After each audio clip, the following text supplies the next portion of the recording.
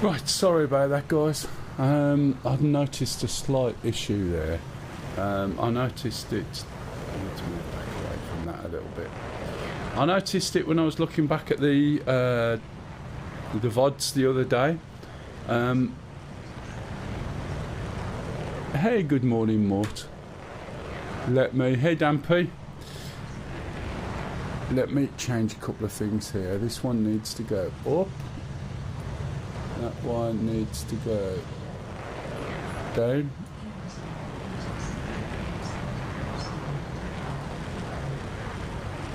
That's better. It's alright. I noticed, right, that my streams were forced down into 1440p, which was a little bit odd. I couldn't work it out what was going on. That's on YouTube. And it's the audio. So previously I've always used the, you know, the normal latency, but they've got two other settings. I know the top one won't work, and it says you can't use this on 4K. So I thought, okay, so I dropped to the previous latency, and it didn't give me any messages. But when I'm streaming, it's telling me there's an issue. And when I'm looking at the VODs, it's telling me that it's only in 1440. And I just spotted it, and I was thinking, why on earth is it there? And it's because of the latency. So it gives you about a 20-second delay on YouTube live.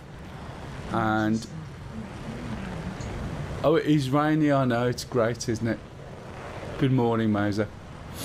It's so much better without all that heat, although it's still warm in this room, to be fair. And I've got the window open and other windows open. Oh, I forgot my fan. Oh well, we'll see how we get on. But anyway, we've got a different map. And I'm not sure who... Oh, this might be one of you guys. I haven't got my label switched on at the moment.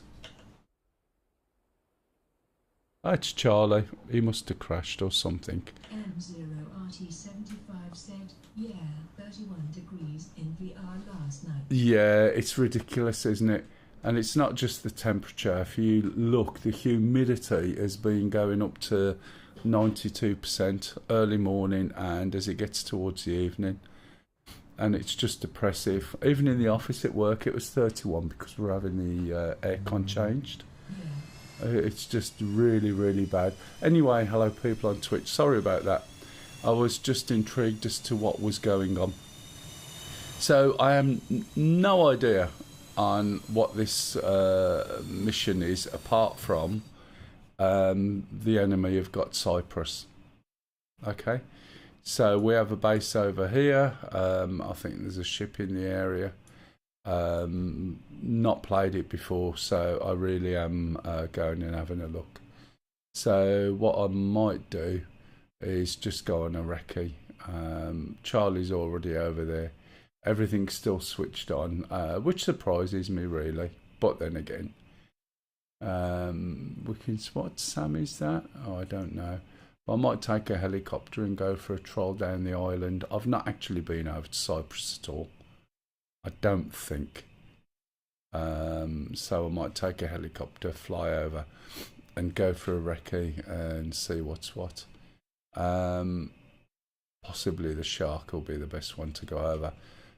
And then we'll go from there. And once I get a feel for the mission, it might actually give me a mission for the shark. I don't know, but we'll see.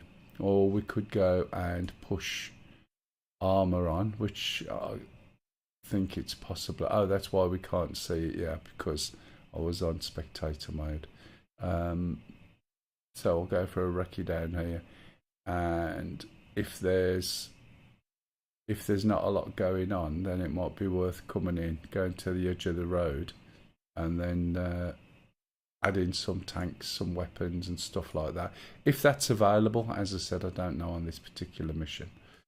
Right, let's go and find a shark, he says, hopefully. If there's any on, and it doesn't look like there's any sharks on, so that's that. Oh, no, here they are, hiding down the bottom. Okie dokie. So let's have a look. We have got a briefing. Enemy holds East Park. Blah blah blah. Blah blah blah. Objective: destroy Silkworm battery threatening blue ships. Look for red on F10. Sink enemy ship. Destroy 3 red A50s parked on Pathos. Airfield. Hidden in the forest. Blah. Red rectangle. Evac soldiers. Oh, okay. So there's only me and Charlie on. So structure-wise, this is not going to be great. So let's have a look. Blue farp. No. Oh, down here. We got a farp there already. Okay, B. Blue J taxi. This is ship farp. Right, okay. So we'll start over there with a bit of luck. Unless we have to travel over there. So that's friendly. Waypoint 2. Destroy Silkworm. Threatening blue ships. Sink enemy ships. Destroy 3 red and waypoint 6. That was waypoint 6. Oh, it's right over there. Okay.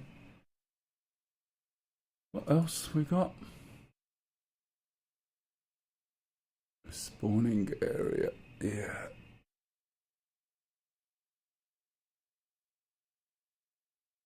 Right, those are to bring the guys back. Spawning. I can't quite read that. We'll see what we can do. I'm going to go over on the recce first, wait for some of the others to come, and then we might be able to formulate a plan.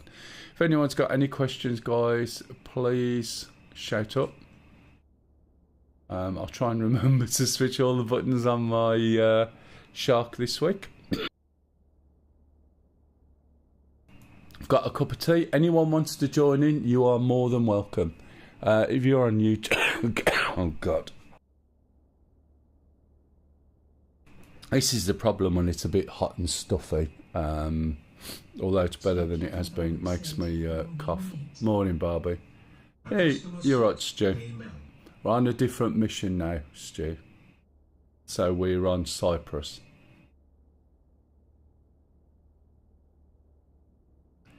I was just going for a recce to have a little look.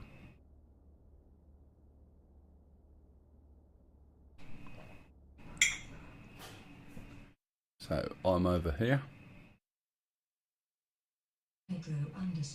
Here you are. Morning, how's it going? Oh, okay so far. I found out why my VODs on YouTube are only 1440. And that's, believe it or not, because of the audio. Is this? This is Cyprus. It's still Syria, I think. I mean, I'm assuming it is. But this is Cyprus.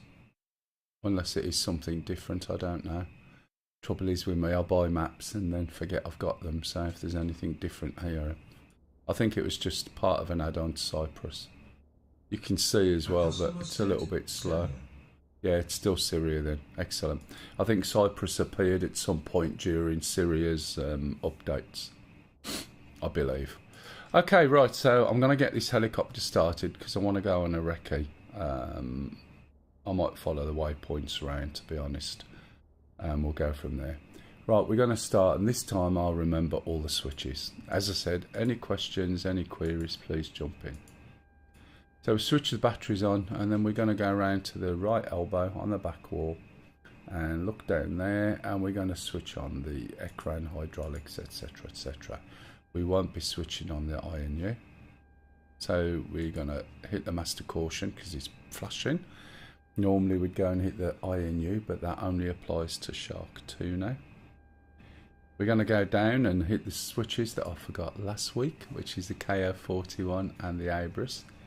If you hear whale noises, Lisa's not at work today, but she is in the bath. So any sort of odd noises, that's where that's coming from.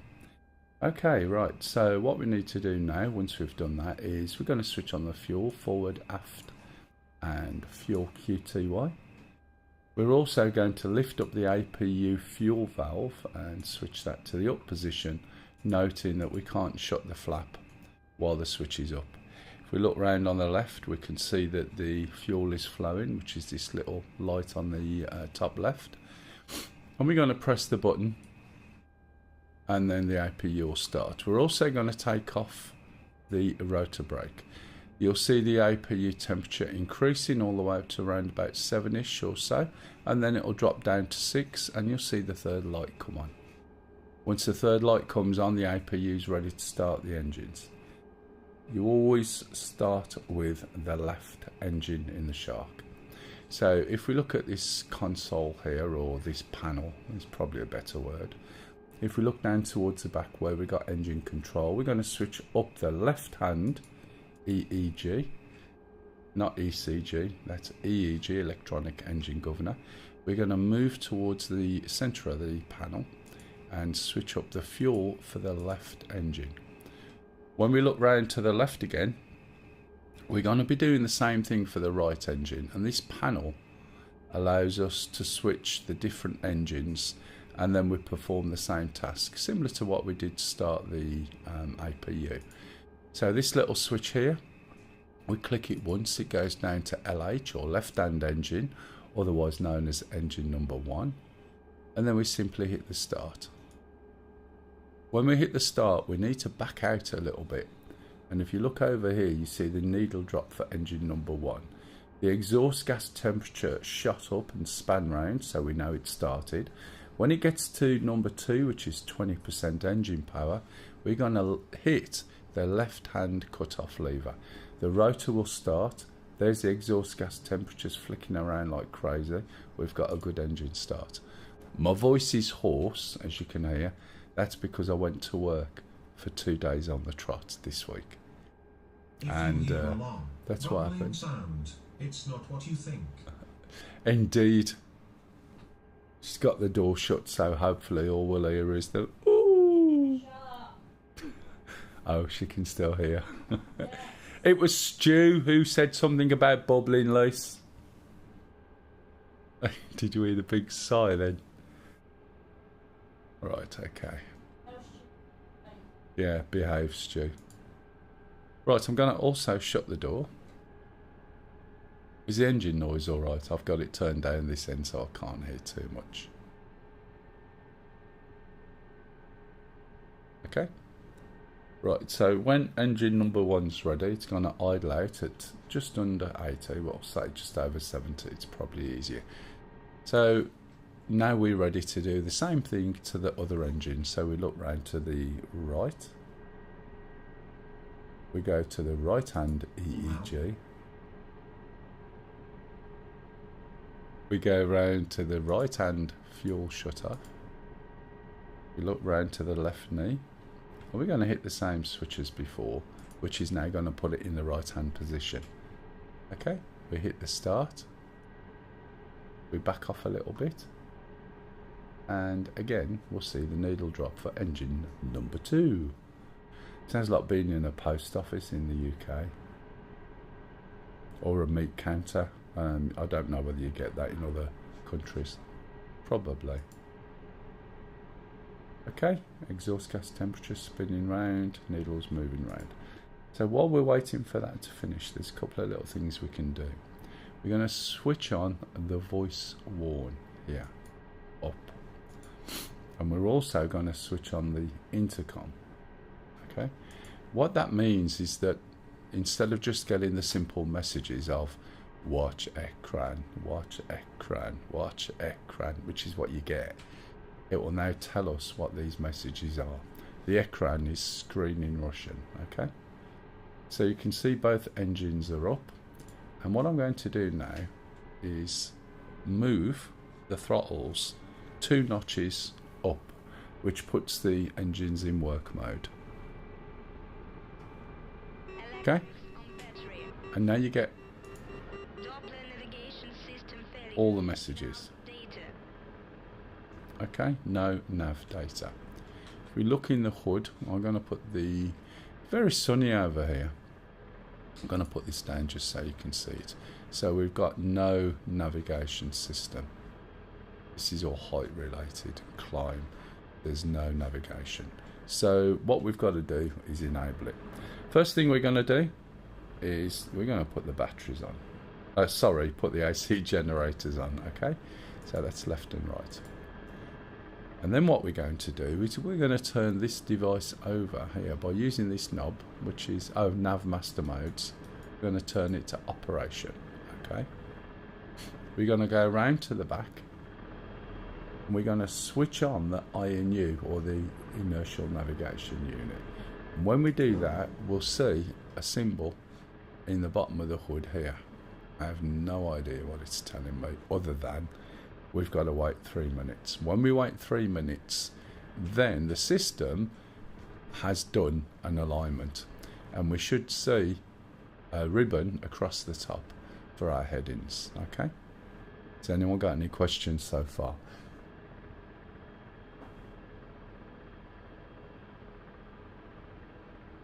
Very quiet today. Anything? Nothing? How's the weather where you are now? If you're in Europe, has the heat disappeared? If you're in the States, good luck.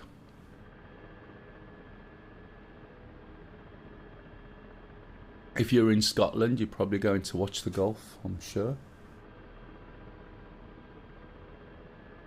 Nothing? Jesus wept. This is what you call a tough crowd, isn't it? It's like going to a comedy club and it's like... Shh. Okay. How many of you are bots? If you're not a bot, say hello. Some of you have already. I know there's at least 4 non-bots. Can you hear that? My AI assistant said she's not a bot. Yeah, 92 humidity. It's the humidity that kills you, isn't it? Whereabouts are you, Mauser? Hey. Hello, Mr. Camel. It is. If you go and get yourself a nice cup of tea or a beer, but I think, yeah, winter, isn't it? So it must be about, oh, I don't know, what, 18 degrees where you are, Mr. Camel. How are you, by the way? Yeah, do you know we were talking about the audio a couple of weeks back? A comedy club when Mike Reddy's on stage. Yeah. You mean now, like since he's died, so he's just got this like box and a few ashes? Mind you, would anyone notice? So anyway, do you remember when we were talking about latency on YouTube? D_Camel said, fantastic. Can you teach me before tomorrow? I have to fly some hunters into the bush tomorrow. Something I don't usually have to do. Oh, what? Bush hunters? What sort of job is that? Okay, so there is a specific hard lock on using the super duper low latency. Which I was aware of. I wasn't sure whether there was a change after what you said. So if you are in 4K and you select it, it says you cannot do this in 4K. And I was like, okay. So I went to the low latency one and it didn't tell me anything. And I thought, oh, that's good. So last week I used the low latency. A customer said, I saw him live back in the 80s. He is funnier now. Ah, I can imagine. I can imagine. So anyway, I tried the low latency and sure enough it dropped the latency down from about a minute to 26 seconds.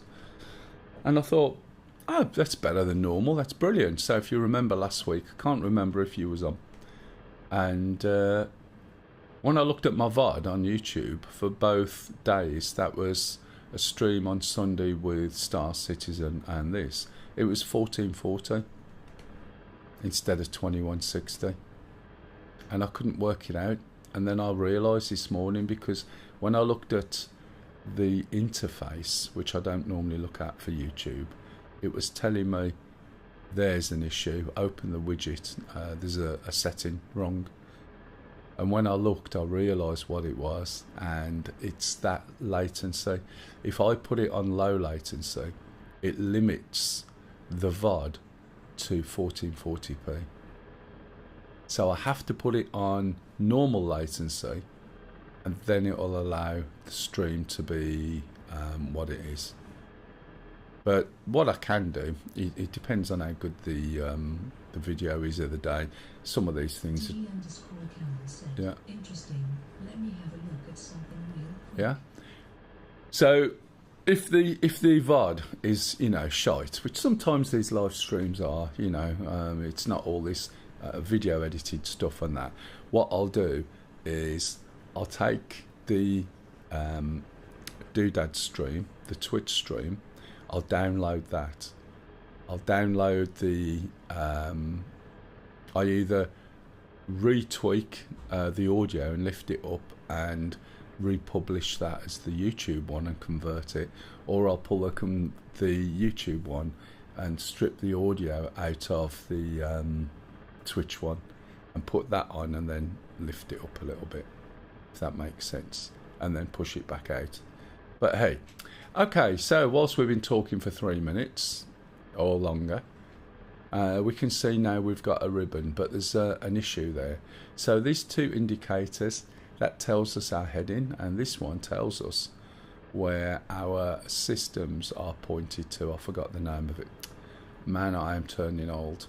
Where the Schwal is pointing. No, sorry. Not the Schwal at all. The trimmer. Yeah, it will do. Yes, it will do. But if you switch or have 4K, it will tell you very specifically you can't use it in 4K. And then the one below doesn't tell you when you switch if you're in 4K, which is why I tripped up. But I could see the error and I tracked the error back, switched it, so now on YouTube it should be streaming 4K. Oh, sorry, Akis, Katasaros. I've just noticed your message, and this is one of the problems I have, and Isabel. If the latency on YouTube, you think YouTube will let me do an 8K 80 kbps stream? No. well, Twitch let me do a 4K 60 FPS stream the other week by accident. What I was going to say to the YouTube viewers, the latency is a little bit long, okay? So I do apologise. Also, there's no audio from that to let me know you're speaking. So if you want the audio as well, I do apologise. You could pop onto the Twitch side, otherwise you've got about a minute of a delay. So I'm in a helicopter. I'm in a Shark 3 on DCS, and we're running a mission over in Cyprus. So I'm over here, and there's enemy basically around this area, and so I've jumped into a helicopter. There's a couple of guys in planes, and we're working on doing that. My YouTube channel by clicking the link https:// That's not true.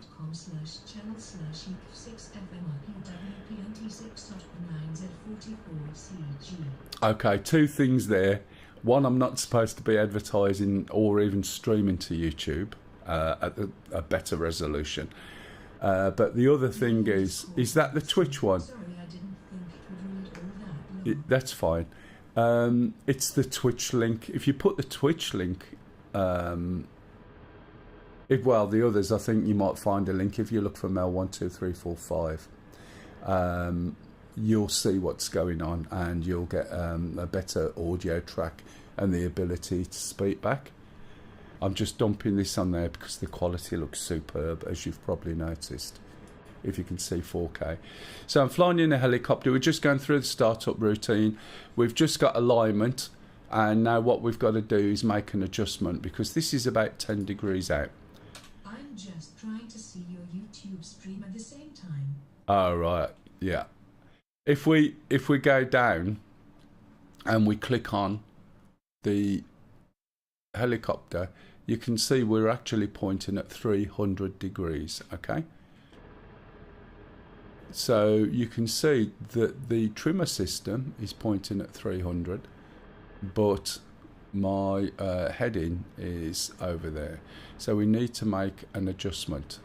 Okay, so what we need to do is look down at this little knob here. Make a note of where this knob is currently set to, and it's 1 notch over 5. This is the magnetic variation. I know it all sounds boring and nerdy, but if we zoom out, we'll find a big compass. Here it is. Oh great, I might be under attack already, or it might be a friendly.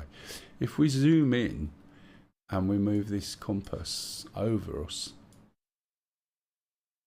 we can see what the magnetic variation is, and at the top there you can just read it's 5.3. okay, so you get a magnetic variation in heading as you move around the world, basically, depending where you are. It's been drifting and it keeps drifting. So if we look, that's on 5.3. So I need to adjust this to 300. 300 is going to be back. So I'll bring this back to 300. And if we get a little bit closer, you'll see these graduations. Right, there's a fat one and some thin ones, or should I say a thicker one. Now 300, or on the number, is the big one. Okay, once we set that, if we look over here, there's a little toggle switch. If I lift this up, you'll see what it is. It's MH, man. So we're going to press it down to manual and bring it back up. Okay, and then we're going to adjust this back to what it was before. Does anyone remember? Was it 4.3 or 5.3?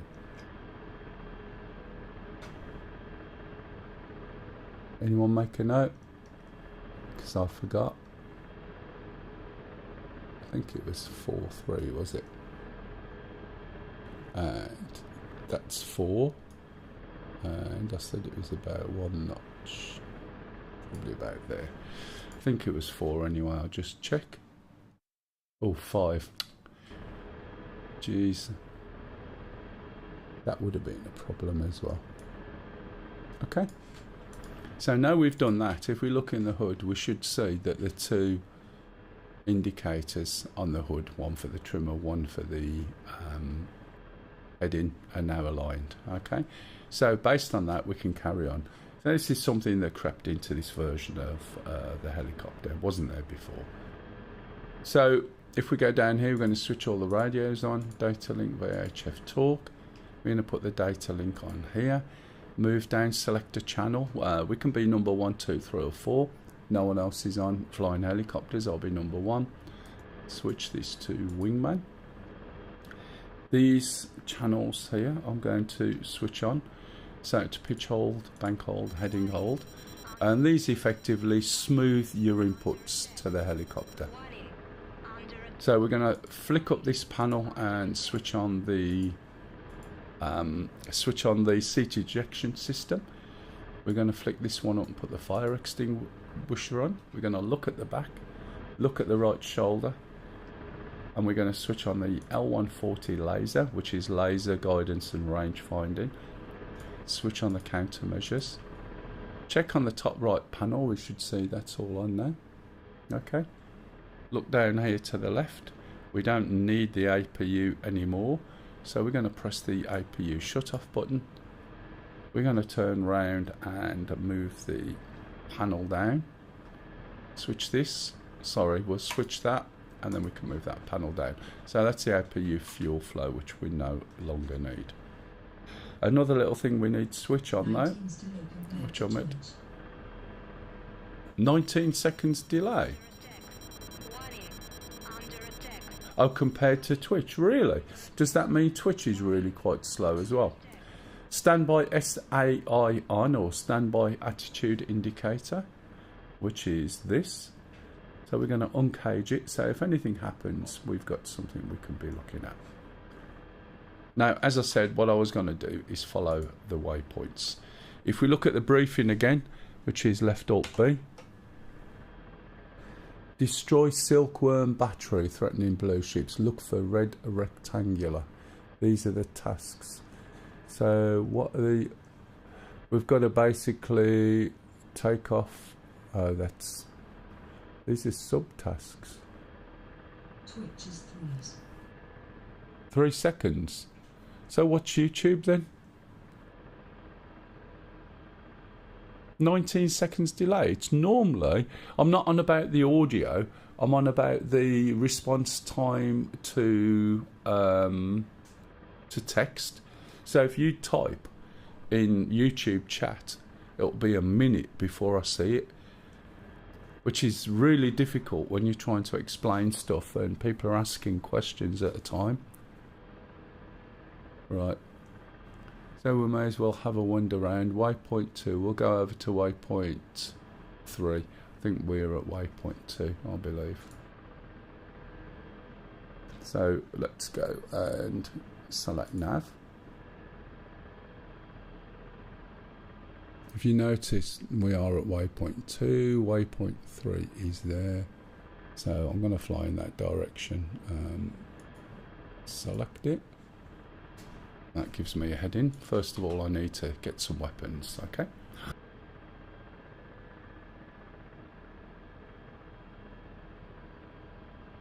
If I start talking and there's nothing coming out. All right. Okay. Oh, let me get my thingamajig and let me move. I'll tell you when to type. And this is the problem that I have. When I tested it last week, as I said, it was only 26 seconds. Let's move this down there. Right. So, are you on YouTube? Yeah, you should be. And what I would say is type something now. Okay? And I reckon it'll take a minute. So that was Shadow the Ragdoll. Hey, you Shadow. Oh, I was? That was ridiculous. Wait a bit. Yeah, I'm going to time it. So I'll tell you when to type on there. No, you don't. Just one moment. I'll explain. You don't need that much. Okay, Mr. Camel, when you're ready, I am timing it. So just type testing on there for me. Ready, steady, go. You don't need to spend loads of money. My other half plays this as well, and her computer isn't quite the same as mine. But I do video editing, other stuff as well as gaming, and music and stuff. And she mostly plays games. And I bought a computer for her, or should I say she won it. And I didn't spend anywhere near. So, you know, you can always make something better and spend more and more and more and more. It just depends what you want out of it. Okay, right, excuse me. I'm going to take off now. I'm going to just throw up the axis.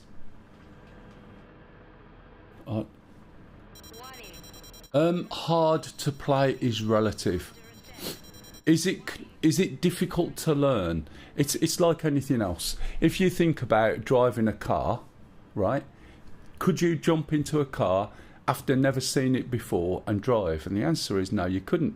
So how did you get to learn how to drive a car? You had to spend time and learn all the different bits of the car spread over a period of time. Okay? Someone gave you a manual how to drive it. The manual's probably just a few pages. Whereas in this, I mean, I can't remember what the manual is for this. I did have it printed. I've got it in a drawer somewhere. But the manual for the A10 is like 500 pages or more. And you're not going to read it. What you need to do is jump in and try it. Now, you can do this for free, right? If you want to fly DCS... but that doesn't come first, does it, Shadow? Sorry, guys, I'm not talking to myself. I'm talking to people on Thingamajig, and I forgot to have a look at the timer because I'm talking. I'm sorry. So basically, to start DCS for the first time, you need a joystick the cheapest ass one you can buy that will go forward, back, left and right, twist, and have a few buttons. That's it. The trouble is, a lot of people who have been in DCS a long time have spent thousands on the computer systems, the controllers. You do not need to, trust me. The other thing is you can try it for free. If someone, oh God, can someone type !DCS on Twitch for me? Copy and paste it over to YouTube. Well said. Download DCS World here. Okay, so basically that link is a bit old because now it's unified. You can download it from the website, okay? Oh, thanks.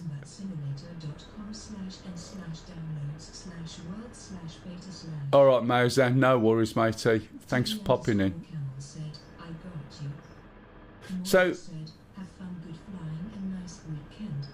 So basically, where was I? Who was I talking to? The guy above. It's alright, let me just change the order of these windows because I've got loads of windows open. Right, okay. Right, you don't need Shadow. You don't need to spend loads and loads of money. So you can download it for free, right? You can also use most modules for free for 2 weeks.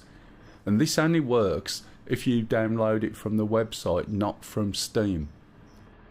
With Steam, you won't get the free modules to test. So you can download any module you've got a fancy to, right? There's 2 free ones anyway, SU25T I think, or SU25, and TF51, which is a training version of a P51. What you can then do is find out whether your computer, if you've got one, will run it. You can adjust the settings. If we look here, you've got a lot of settings that you can adjust depending on your computer. So I've got a lot of things turned up, right? But you can turn them all down. You don't need to have this. You've got a lot of presets. So you start with a preset, see what it's like, and if you can't handle it, just drop the preset. And then once you get a preset that works, then you start tweaking things up a little bit. Okay?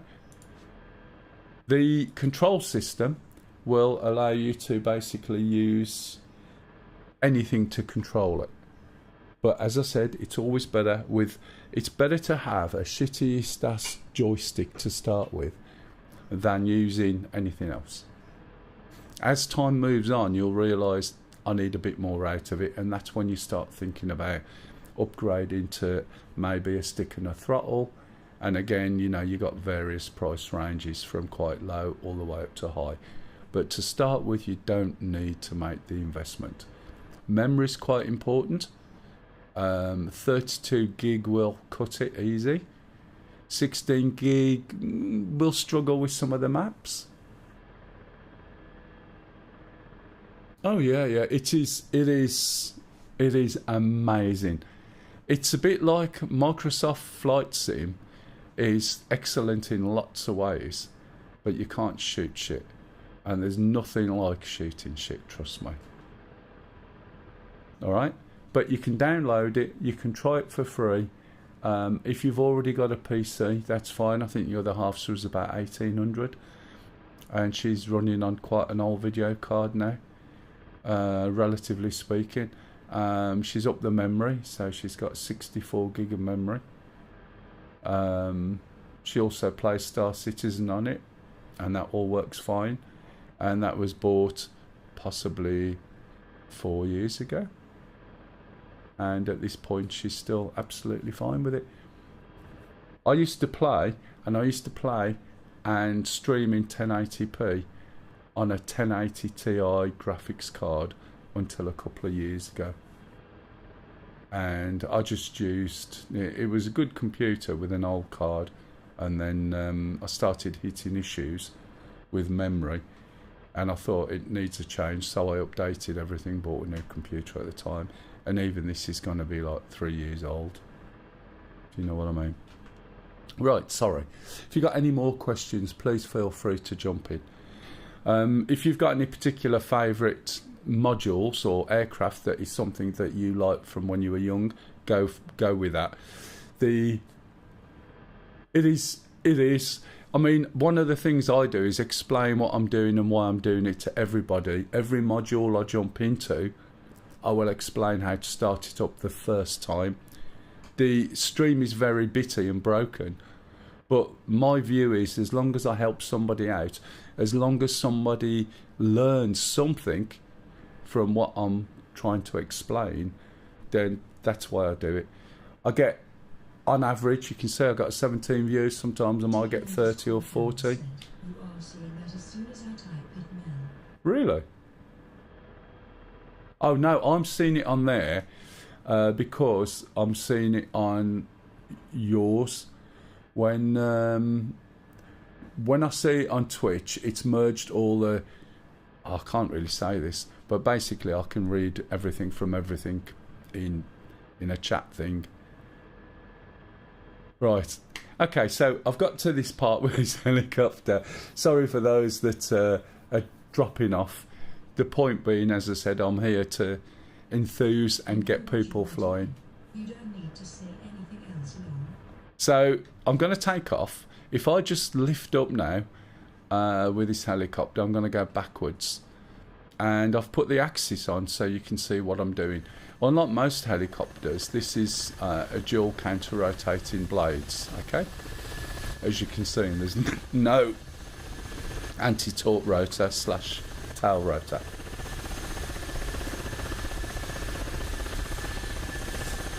It works slightly different to, say, the Huey, which should always be your first helicopter.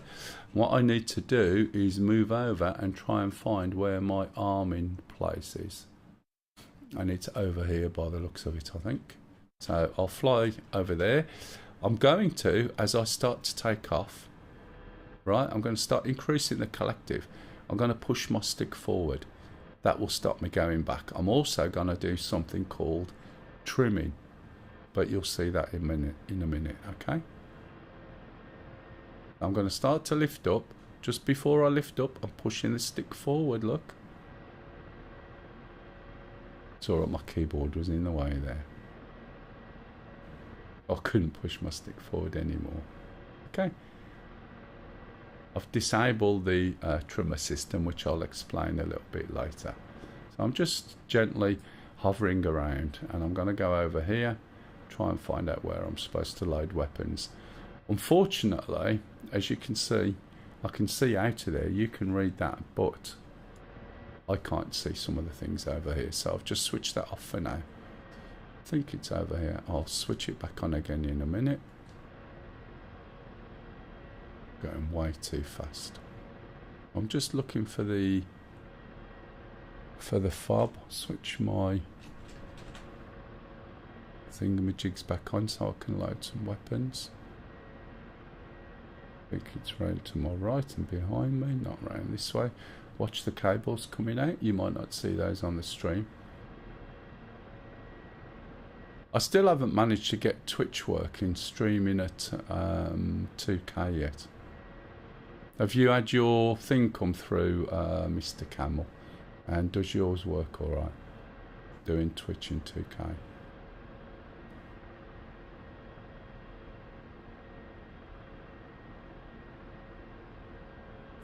I think it's just back over here, but we'll soon find out. As I said, not played this mission before, so this is quite new.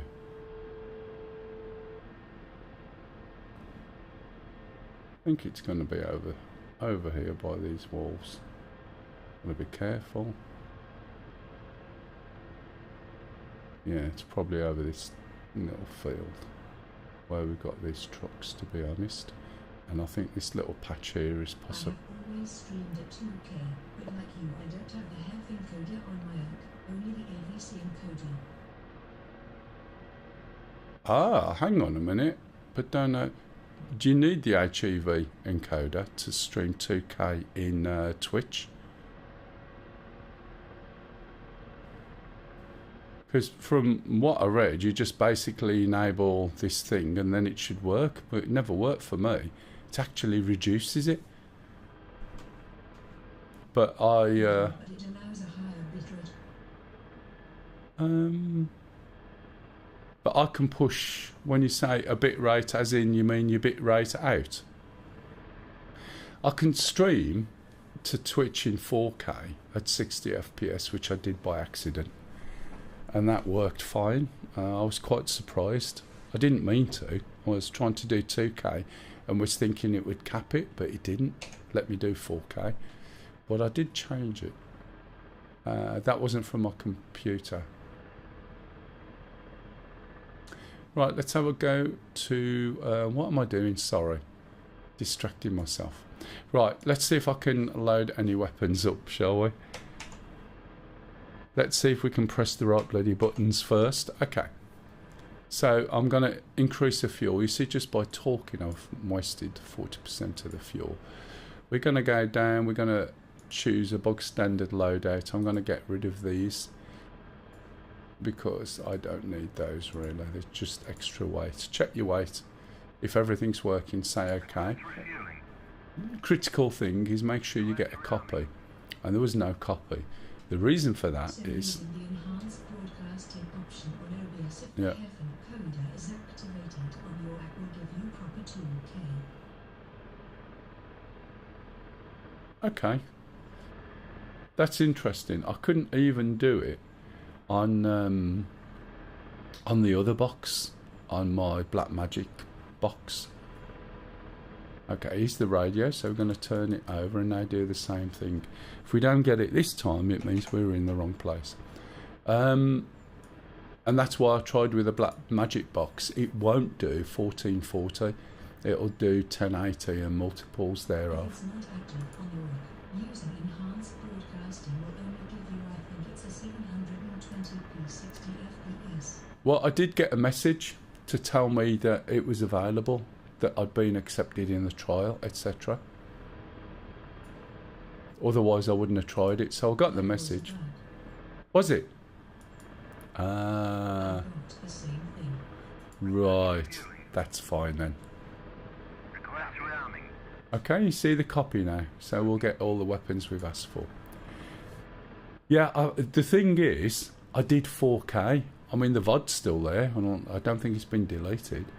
I accidentally did 4K because when I was looking things up, I used an RMTP server that I found, switched my Blackmagic box up to 4K, 60 FPS, streamed to Twitch thinking it would drop it, right?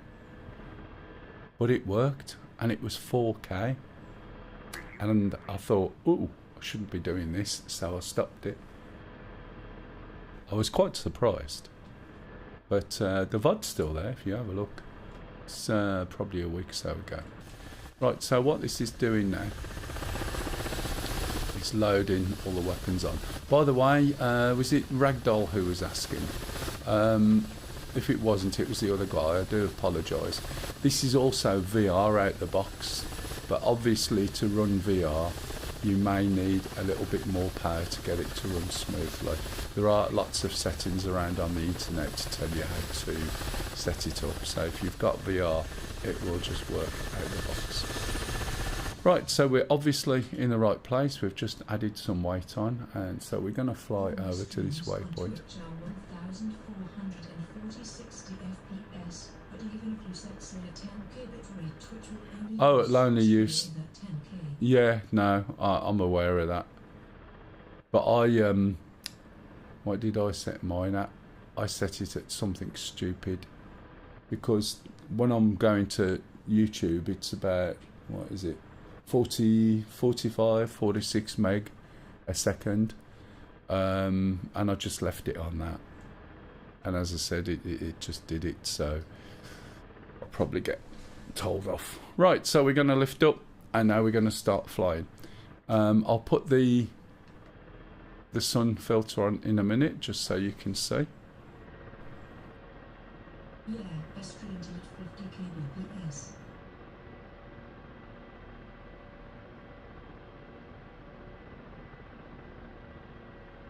And what I'm going to do in a minute is, once I get over these trees, I'll just explain, being as there's some new people on, a little bit about how this helicopter works, why it's so smooth. It's different to some of the other helicopters. Right, let's put this on. Still got my gear down. I'll lift that up. Right, so if we look in the hood, there's a few things here. This is our heading. Okay, there's a triangle, but you can't see it at the moment. Got to be careful, otherwise I'm going to go too high. I'm Shadow, the Rouse one. Oh, is it you? You bugger. What are you like? Yellow. You are such a wind-up merchant. Just for those that don't know, Camel is a proper helicopter pilot, and he comes on here to berate me, take the piss, ask me how to hover. But he flies helicopters in real life. Don't you? Anyway. So, basically, this is part of what I do anyway. If we look, we've got the speed here, we've got the height here. This little line indicates which way we're drifting or travelling in. Once we get to 50, oh look, there's a little fairground there. Once we get to 50, okay, that will disappear. What's holding this helicopter so stable at the moment is the trimmer system. The trimmer system will take over 20% of the controlled input. Okay, if I turn or try and use my cyclic, it's still good information I gave you anyway, Camel, and that will help other people. So if I try and move, the helicopter resists and is really sluggish. I have to go over 20% input to get it to move, and as soon as I let go, right, it'll, hey Kev, thanks Kev, it turns itself back round and goes to where it is. Have BT been out yet? Have they been out yet, Kev? Can you see? So it's gone back to 13, now it's pointing in the same direction as before. So the trimmer is absolutely excellent, and basically allows you to have a cup of tea if you've got a cup of tea or a beer. Are you gaming, Luce? Yeah. Oh, sorry, darling, I didn't realise. Just when you have a break, let me know. But I'm not asking you to go now. So you utilise the trimmer, right, by setting the trimmer where you want to go and how you want to travel, sort of thing. In other words, speed and everything else, and that's it. If you want to move, you just press and hold your trimmer button. That will cause, why am I getting a message? I don't want to extend my gear. That will cause the trimmer to be completely disabled, and then you can set the trimmer by letting go of the trimmer button. So if I'm turning like this now, watch, the line will disappear in a minute. I've trimmed it and it'll go round in circles, look. And I've got no hands on. See what I mean? So you utilise the trimmer, and it's these channels that I switched on earlier that smooth all my input out. So this is why the helicopter is really smooth in flight. It's not my brilliant flying in any shape or form. It's the way the helicopter handles its systems, and it is really, really good. And if you can get your head around this, then when you move on to the Apache, it's going to be a lot easier. Okay, so I would always go Huey first, get the basics in, then go to the Shark to understand how this works, and then the Apache. The Apache, of course, is a two-man and more of a standard helicopter in terms of the blades, etc. But having the ability to use the trimming is really, really quite good. Now, obviously, some helicopters, there's no force feedback if you're not using force feedback. Here's Sham. And the reason for trimming originally is to take the pressure off your arm But as things get more and more sophisticated, I think that pressure's reduced somewhat, isn't it, Mr. Camel? It's not like flying a bloody cable Huey, is it? I guess.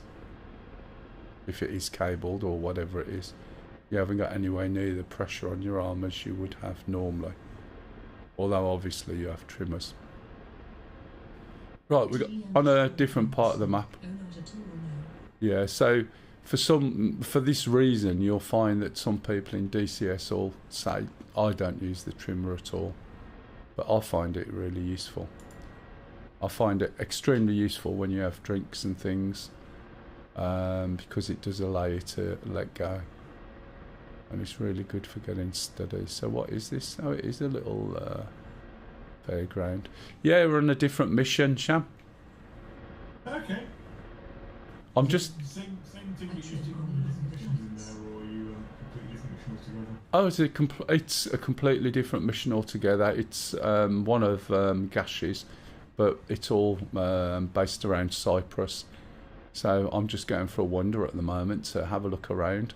I've not actually bothered looking at Cyprus that much, but it's really done quite well, to be honest. Yeah, on longer flights you will.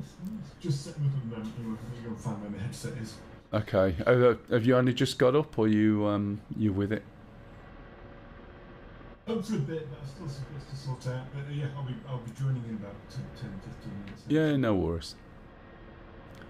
Yeah, so basically it's like everything else. If you're flying a helicopter and you're going along for an hour, holding a stick in the same position for an hour is going to get quite tiring. So, you know, again, you would use a trimmer which holds the stick.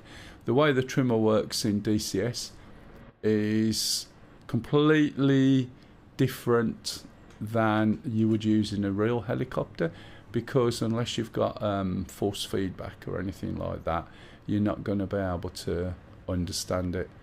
So in a real helicopter, you'll have some sort of button. Is it magnetic? Is it a magnetic thing, or just a friction thing? It'll basically hold the stick where you put it, and then anything you move from there is based on that stick position. But in real life, in terms of gaming... Ah, right, okay. So in gaming, you have a massive, great big spring on the base of your joystick. So whenever you let go, it returns the joystick to the middle. And that means that if you put the stick somewhere and trim it, your real life stick is going to move, and it will move back to the middle. So what they do, if you look at my little indicator down on the bottom left, you see the stick's forward. I'm going to let go of the trimmer, right? And I'm not going to let go of my stick. No. Oh, wasn't that far forward. Wait a bit, let's try this. It's really weird for me to do. No, I can't do it with this angle. So basically the way you do it is you set your trim, and then as soon as you've set your trim, you relax your grip on your stick. And what that will do is, when you relax your grip, it gives you input back on the stick. So your stick goes to the center, and I can't show it as well in this as I can in the Huey. You see a little wobble on your stick, and that's telling you that, right, your stick is centered. And you'll find, I need to get down, to be honest, you'll find that you've now got input. If you do not center your stick after trimming in a helicopter, you'll find that you've got no input. And once you get used to it, you don't even notice. When you're new, it just feels very clumsy and clunky, and you see people moaning about it. But it's like everything else, practice.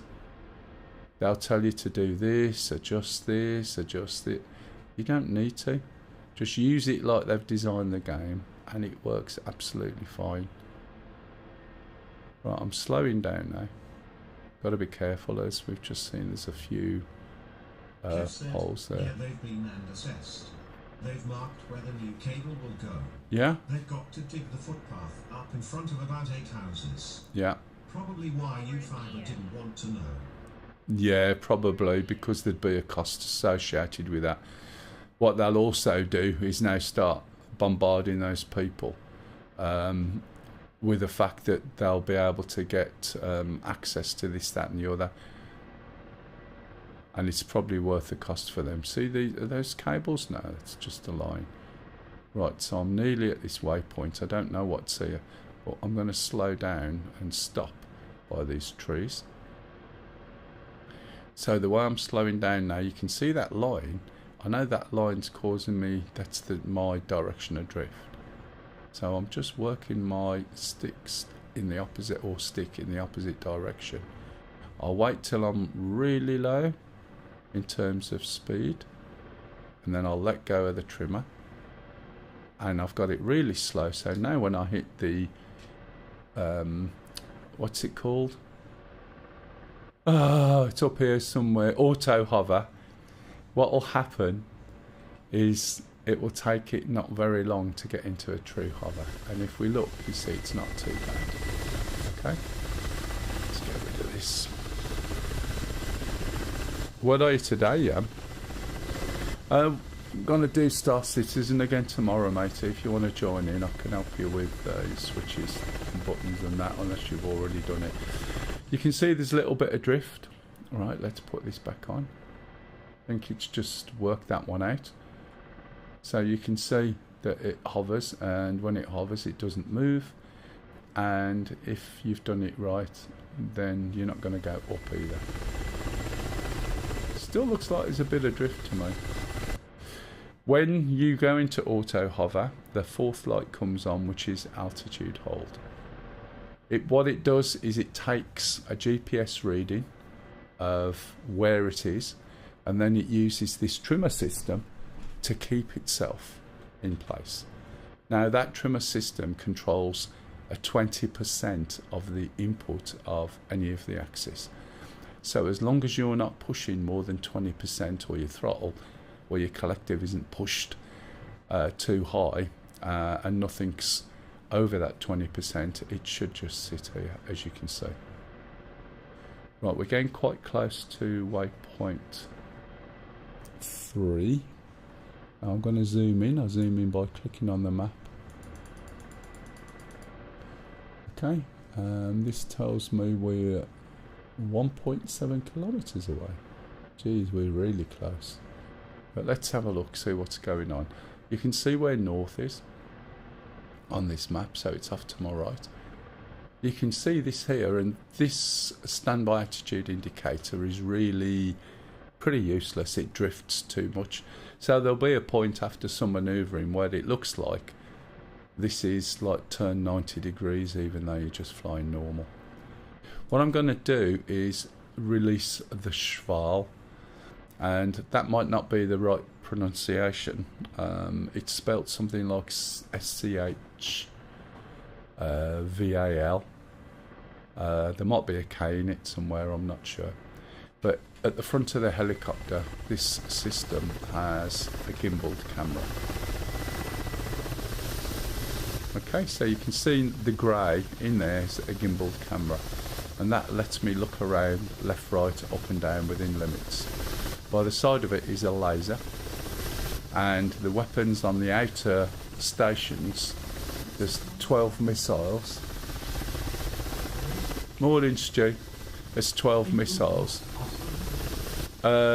It's the BVAR variant, lowercase. Those 12 missiles are laser guided, okay? So we need the laser to be pointing at the target before we fire the missile. When you release the Schwal, the camera lights up, and we can also see where the camera's pointing. So now we can move this camera down and then start to look in the direction of the targets. So I'm pointing at the top of a tree at the moment. Normally when you're doing this, you'd be like focused mostly on here, okay? Because what you're looking for is targets. There's a wide and narrow view, so think of it like a zoom in, zoom out, but it's not quite. it has that effect, but it's a wide and narrow view. The other thing, as we're moving along, you see these indicators on the top. And this is telling me the extent or the range I can go left and right. If you look on the map, you can see here, there's a yellow line emanating, that's a good word for the day, from the helicopter. So if I bring this shorter, you can see where it's actually looking, okay? As I go all the way round to the left to the extent, I'm going to see flashing. Okay, so that's the limit that the gimbal will move to the left. It will also move to the right in the same side. If we look in the hood now, we can see a box. This box, as I mentioned earlier, represents the extents to where the gimbal can look. This far down, this far up, this far left, this far right. So if I'm looking at it from this view, which again is quite a useful view, you can see where you are with the extents. But can you imagine if there was something lurking over these buildings? That means for me to look there, I'm going to have to turn that, well, not those buildings there because it can already see. But imagine it's going a little bit further left, which is likely to be over here somewhere. Then I'm going to have to turn the helicopter around.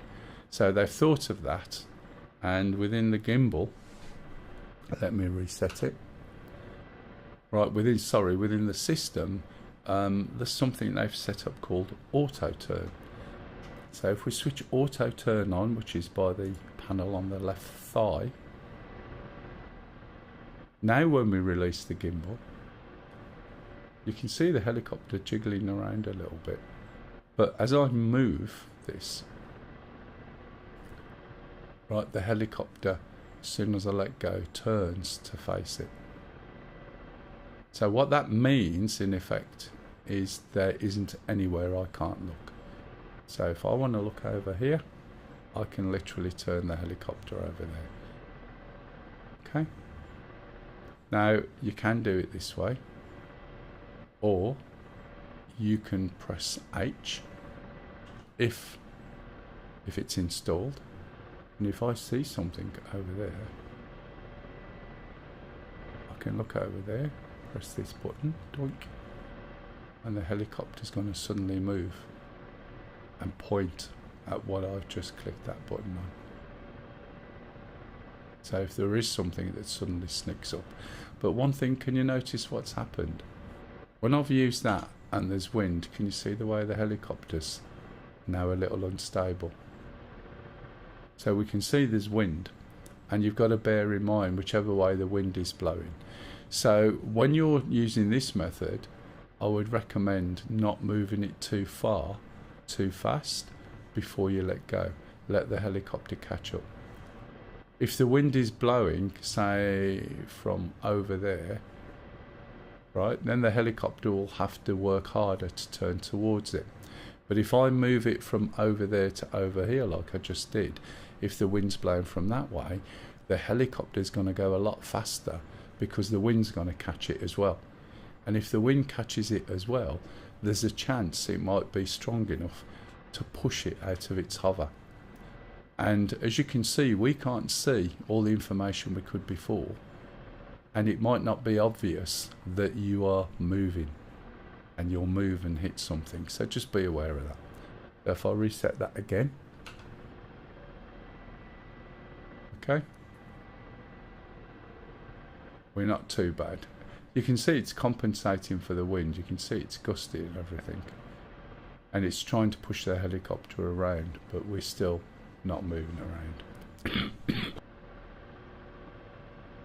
Again, the helicopter's compensating for the wind, and that's why it's quite a nice helicopter to actually fly, to be honest. And as I said, it's a great stepping stone up to the Apache. Right, the area over waypoint 3 is that direction, which is back at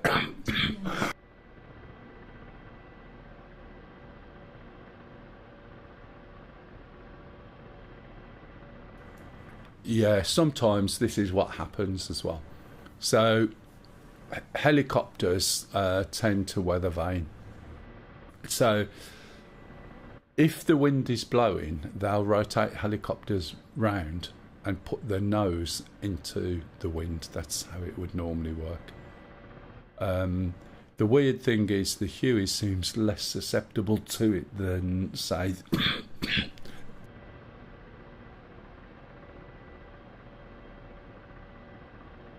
less susceptible to weather vaning than these, whereas I think in real life it's probably going to be more susceptible. Welcome. It must be Yam Day. Hello. It is. Happy Yam Day. Do you think in real life are they more susceptible Is it official? because of the size? See, we've changed the map and now people are going, oh, different map. Yeah, It's it's the a same. change. It's the same map. It's just the left-hand side of the map. You know what I mean. I'll rephrase that. Same mission. Different mission, same map. Oh, different mission. Oh, really? Okay.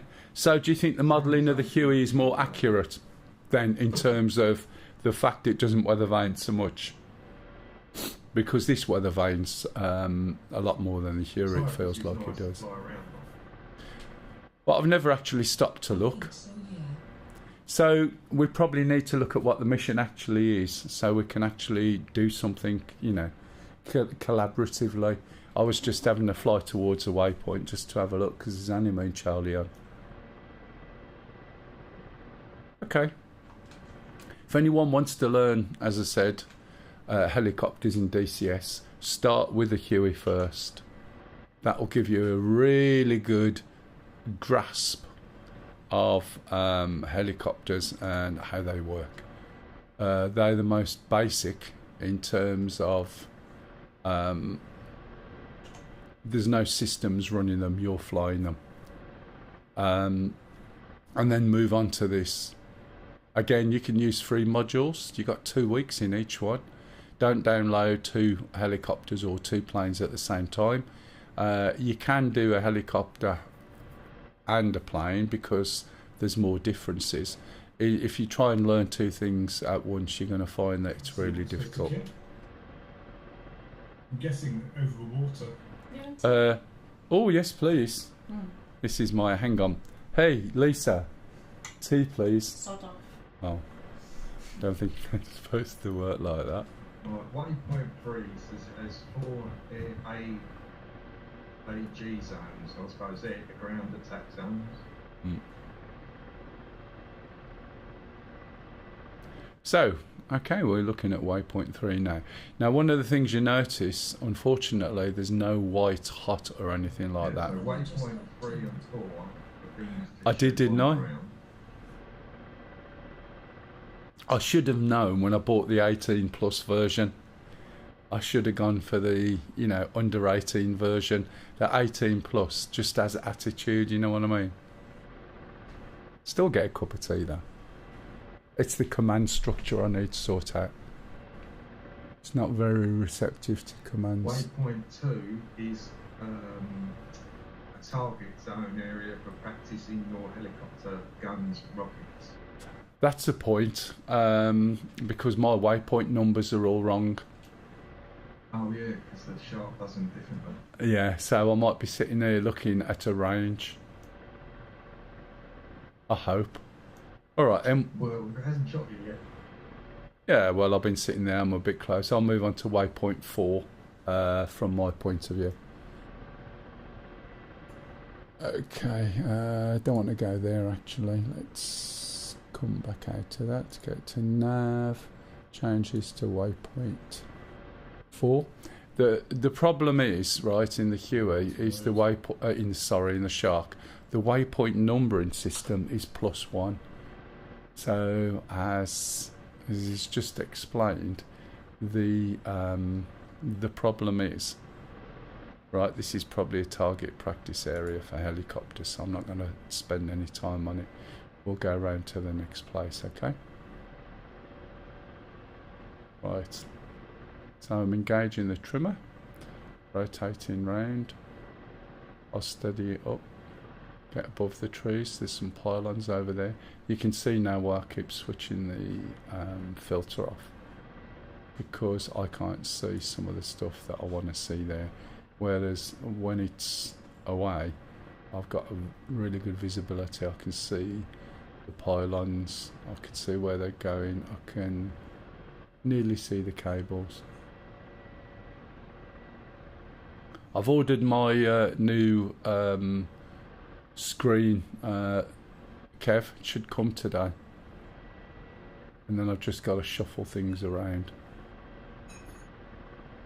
I had to get a different glass stand as well, because the buggers have changed the base Kev said, configuration. another C4.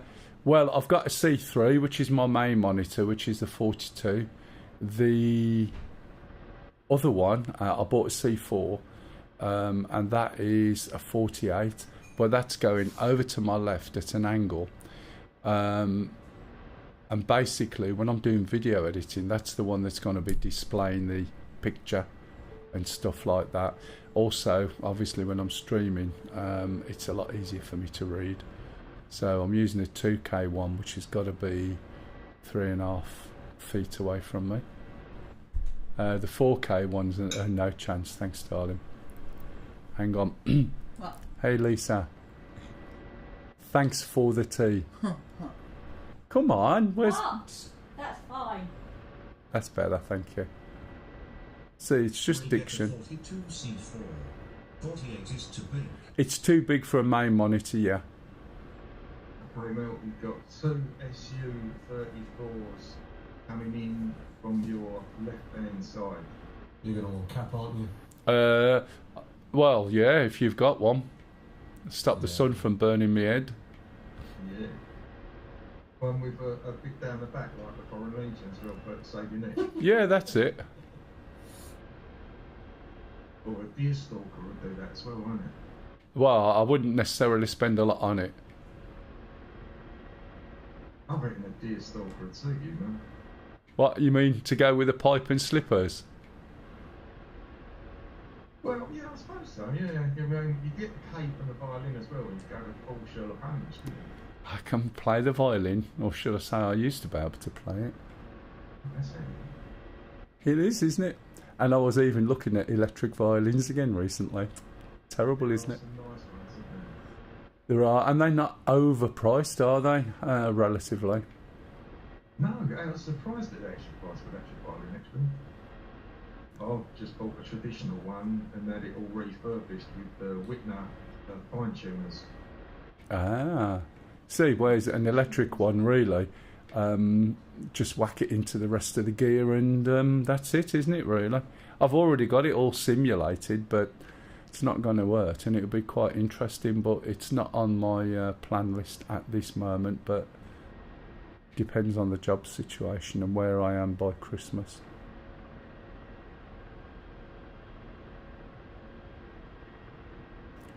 Right, those enemy fighters are Eddie RTB. Yeah, copy.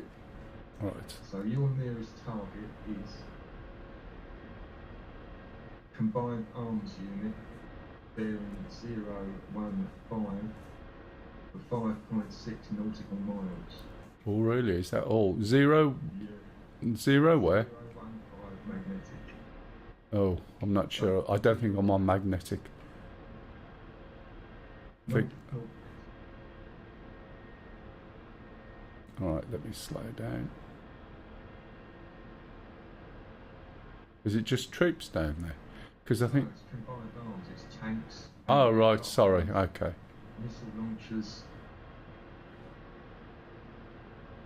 There's a couple of units in Hedgerow. There's more units parked in Olive Tree Grove, and the rest of them are in the woods behind. And they've got an SPK-11 long-range radar.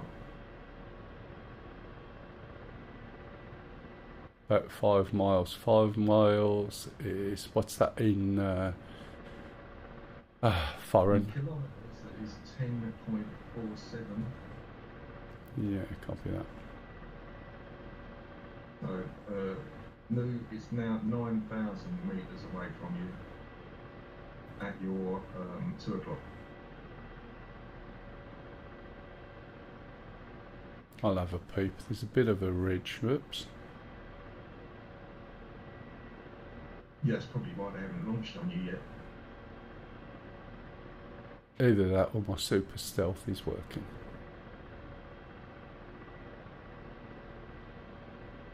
Yeah, as I was saying, Kev, so the 48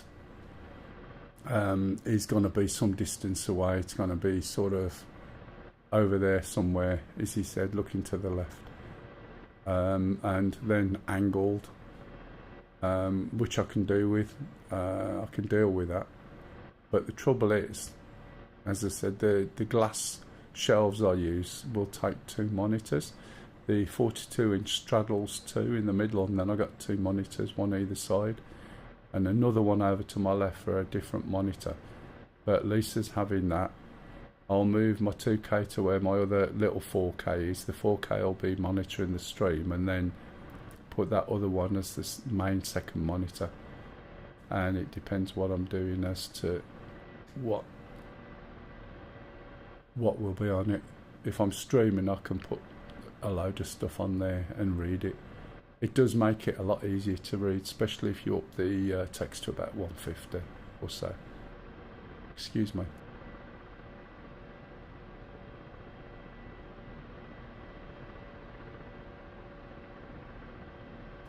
We can see here, look, there's quite a big ridge. You're pretty much looking in the right direction now. Yeah. There's a big ridge, so I'm on the top of the ridge, so it drops down quite a lot. So where I am, I've got cover. It just depends whether when I lift up I get spanked from the right, I guess. Yeah. But I'll have a look and plot them. Hey Doc. 8 hours playtime, yeah. Bought the A10A Flaming Cliffs DLC, and I'm wondering, should I read the guidebook for the A10A Flaming Cliffs or the A10A Tank Killer? You've got the A10A, which is a different ball game. One of the problems is, unless that's you, Camel, is the Flaming Cliffs seems like a good deal, right? Because you got multiple things. But what you've got is a collection of aircraft from a previous version of the game. So where I'm streaming at the moment, I can click all these buttons and everything else, and therefore if you look at my switch configuration for the controls, which if you've ever looked at it, you realise it's absolutely ridiculous, right? You can see that I have a limited number of things set. Right, all these are the things I've got set on my controls. Can you see? And a lot of that, I've got some on the axis. This is just the buttons. A lot of that is due to the fact that we can go in and we can switch all these switches, press the buttons, turn the knobs. On the planes you've got, you can't do that. So you're going to have to learn either keystrokes or assign all those keystrokes to joysticks and things. The other thing is the module isn't what we call full fidelity, and the flight model isn't the same. So if you would have asked first, I would have said it's probably right not the best thing to spend your money on. I would just wait a bit, because they have so many sales, right, that you can get some really good money off things. The other thing is, I'm not sure if you know, are you aware of the modules where you can test them for free for 2 weeks? If you're not, let me know and I'll tell you where to do that. And also let me know whether you've used Steam or you've downloaded from the website. All I'm doing is just finding out what you know as to try and give you the best advice.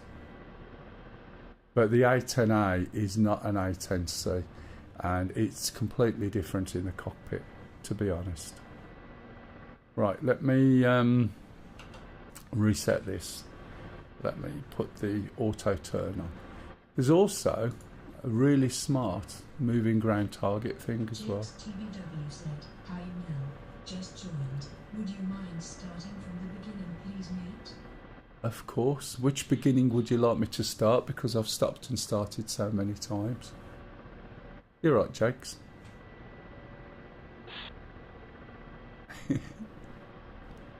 From startup, please. From startup on this. Fortunately. Just missing. Oh, you should have let me finish. See? 90 said, "How to install DCS?" Fridge. Fortunately, Jakes, I was going to say it's already all recorded on the VOD, so all you got to do is rewind it. Which would have answered the question, would it not? Jake's TBW said, Yeah, I'm all good, mate. "You are well, mate." You see, I would have given you an answer. You 100% didn't have to back out. I'd got an answer for you already. But did you understand what I meant, Dark? There's a bit of a delay, unfortunately, in the responses that I get from YouTube chat. So just bear that in mind. If it sounds like I'm not answering, it's because there's a delay. Question number 1 is, where can I get weapons from? I can't pick up weapons. Oh, Yeah, there's a little pad near where you put sponge aircraft and stuff that rearmed there. something's just blown up next to me. In fact, I am being bombed or something. Everything's landing on me. Well, not on me. The buildings around me are disappearing. I'm hiding behind this place, and they're blowing it all up, and they're just disappearing. They'll get me in a minute. Yeah, you've been spotted on the long-range radar at 9 o'clock. Yeah, no worries. It's quite impressive, the way the buildings are dropping. So, yeah, I would have had an answer for you. Where those artillery pieces are firing from, there's long-range Right. artillery where you're that waypoint. Try artillery helicopter. It is, but I've got to move now because they're Quite effective. yeah, it's all round me and everywhere, and I think they've damaged me now. Not sure. Well, it started flying away itself. Put it that way. What damage? It feels damaged a little bit, must say. You're getting very close to the ground. I am supposed to be close to the ground. What your wheels damage that you're on. Now I'm damaged, by the way. So they managed to pop one underneath me. Yeah, it's all the... You could strain it for us. all your avionics computers are hanging out, the doors are open. Yeah, but I can't see that, so therefore I've got no fear. Oh yeah, you look It looks like you've been wired by an improver. Yeah, I could come back to base, but I think I'm going to go for a recce and probably see if I can eject before I get destroyed. Are they over this ridge? I take it. So turn right a bit more.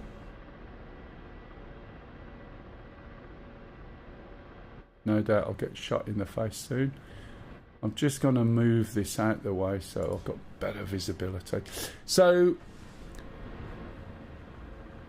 oh yeah, so really, you want to go onto the website. Oh, I've got no steering, wait a bit. Yeah, I'm good. You want to go onto the website. Right, you turn a bit more right. You can see that wooded patch. Make sure you create an account And, on the you're about to DCS cross the front line website. as you go over these barbed wire fences. Right, okay, let's have a look. You're crossing from Turkish into Greek territory. Oh, that's what they were fighting about. So don't bend over. Are you going for waypoint 3, are you? No. I was, yeah. Cool. Because there's no airbase or anything over there. There won't be now. I'm just going and having a look. So as I was saying, when you get onto your online, Carry every time I want to rearm. that's not so bad, is it? No, just need to be up there. Onto here. So when you want to try the free You'll have trials, Another turn to the right. go onto the website. and if you look, you can. There's a box on the left, and it shows you what aircraft or what modules you own. If you click on that box, it will show you the free trial ones that you've got available to you to download. Each module you download in the free trial or map will last for 2 weeks, and then it will stop. If you go through everything, that will take you months, and I mean months. After 6 months, you can do it all again, and you won't have spent a penny. All right? So bear that in mind. Never download 2 planes at the same time or 2 helicopters. Just download something you're interested in and give yourself a bit of time in it. Obviously, I don't know whether you're at uni, unemployed, working, on holiday, but make sure you pick something where there's enough time. 11 o'clock. 11? Oh, yeah. Functionality said, won't tell me how much about each though. You can learn enough to get a feel, right? And make a decision on, is it something that you want to know deeper? Now, all of them, every single thing is going to be a little bit difficult. Towards the main radar and a heavier concentration of tanks and anti-aircraft guns, and you're well within their range. Yeah, I can see the shots coming out now from the trees. No, that's fine. At least I get a gist.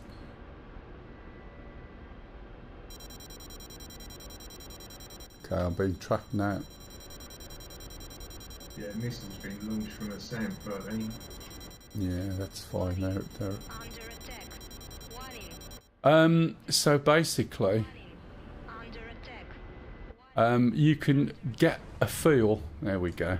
And I don't think I'll be able to jump out. You can get a feel for the game with 2 weeks, and it will also give you a clue as maybe what direction you want to go in.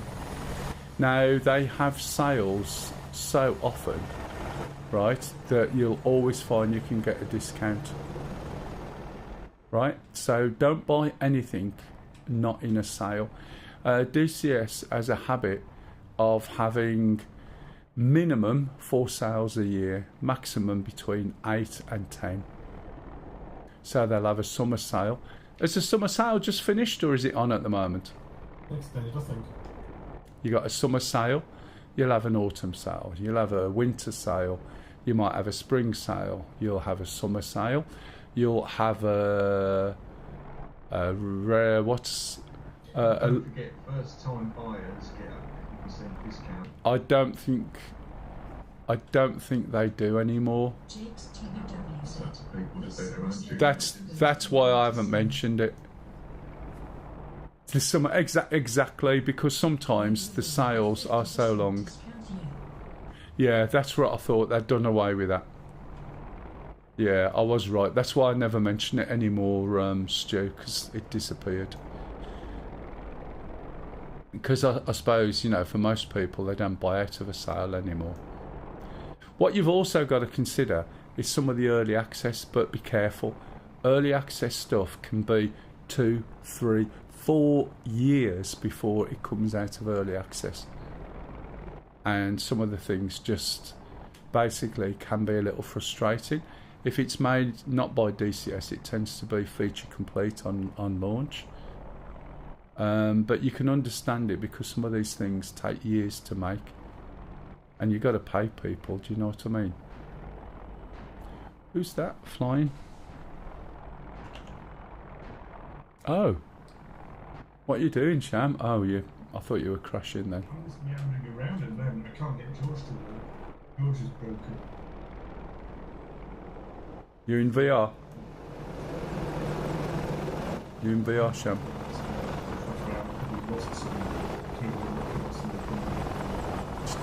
So Control V's not making him come up? I'll get George up. He's just going to come over and I had a quick look at the camera and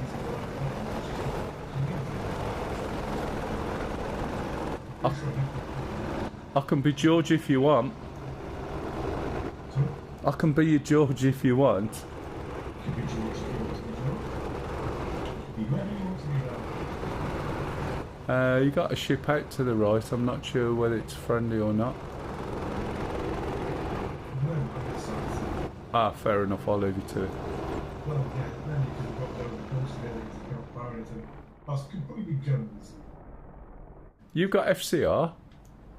Oh, haven't I? Yeah, so you can do it all yourself. Yeah, I need to remap that as well though. When I lost all my mapping, I lost the control. When? How come you lost your mappings? I don't know. I think it was an update or something happened. Or just unplugged. Sometimes just you unplug it and plug it back in again. It doesn't recognise it and you got to set it up again. So when you've got it all sorted, just go and copy the config folder and then you'll be able to import them back in if it happens again. But you never do you? We know it all, but you don't do it. Yeah. So, It's like backups, isn't it? Like, yes, everyone should back up. Not me though. yeah, I know what you mean. I'll get back into this It's then. more fun to spend hours rebinding it, isn't it? Yeah, I don't rebind this or Star Citizen at all. Oh, I love rebinding Star Citizen. 8 hours of it not working, and then another 4 hours making a face. Even that I've got saved off. Then get into game. Right, I won't go through the whole thing necessarily unless someone asks, and if it's you, Mr. Camel, you know what I'll say. That's £2,000 I overspent. Yeah. Anyway, do you get the gist? To be honest, you want to learn. Sorry, Dark. You want to learn the 18C? Yeah, that's really good. One of the most complex things to learn, to be honest. Hey, I'm actually innocent this time, Lord. Yeah, I'm going to have to switch you off my YouTube feed chat, so I know when. No, that won't help with it. Yeah, sorry, Dark. 18C is absolutely brilliant. It's quite a heavy plane. If I was to teach you, the last person who I taught from scratch took me 60 hours spread over 6 months, and then you have to practice in between, because if I tried to teach you everything in one hit, your brain's fried. So you start small and you work your way up. And as a rule of thumb, I always say to people, try not to just go and download somebody else's profile or startup routine. It's a really nice aircraft, and it is one of my favourites, to be honest, but it does depend on the map.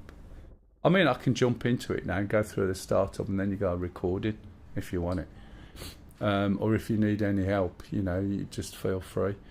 I'm not sure how much it is in the sale, and this is the sort of thing I was on about. Rather than buying what your the collection of things you got, the Flaming Cliffs 3, which comes from a game called Flaming Cliffs, I would have said, well, I want the 18C, so I'll wait a bit, wait for the next sale, and then buy the 18C. But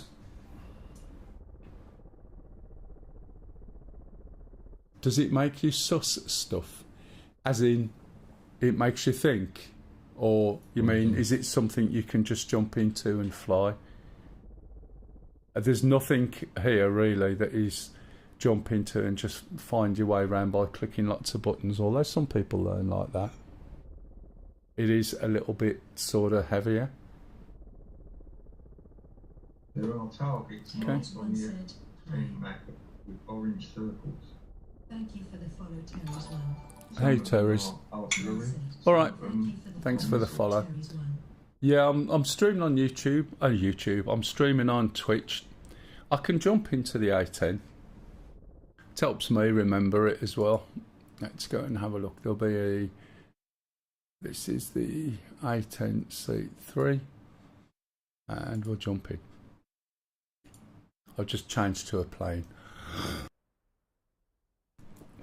I'll explain the startup, but I warn you now, it'll take a long time before I get in the air.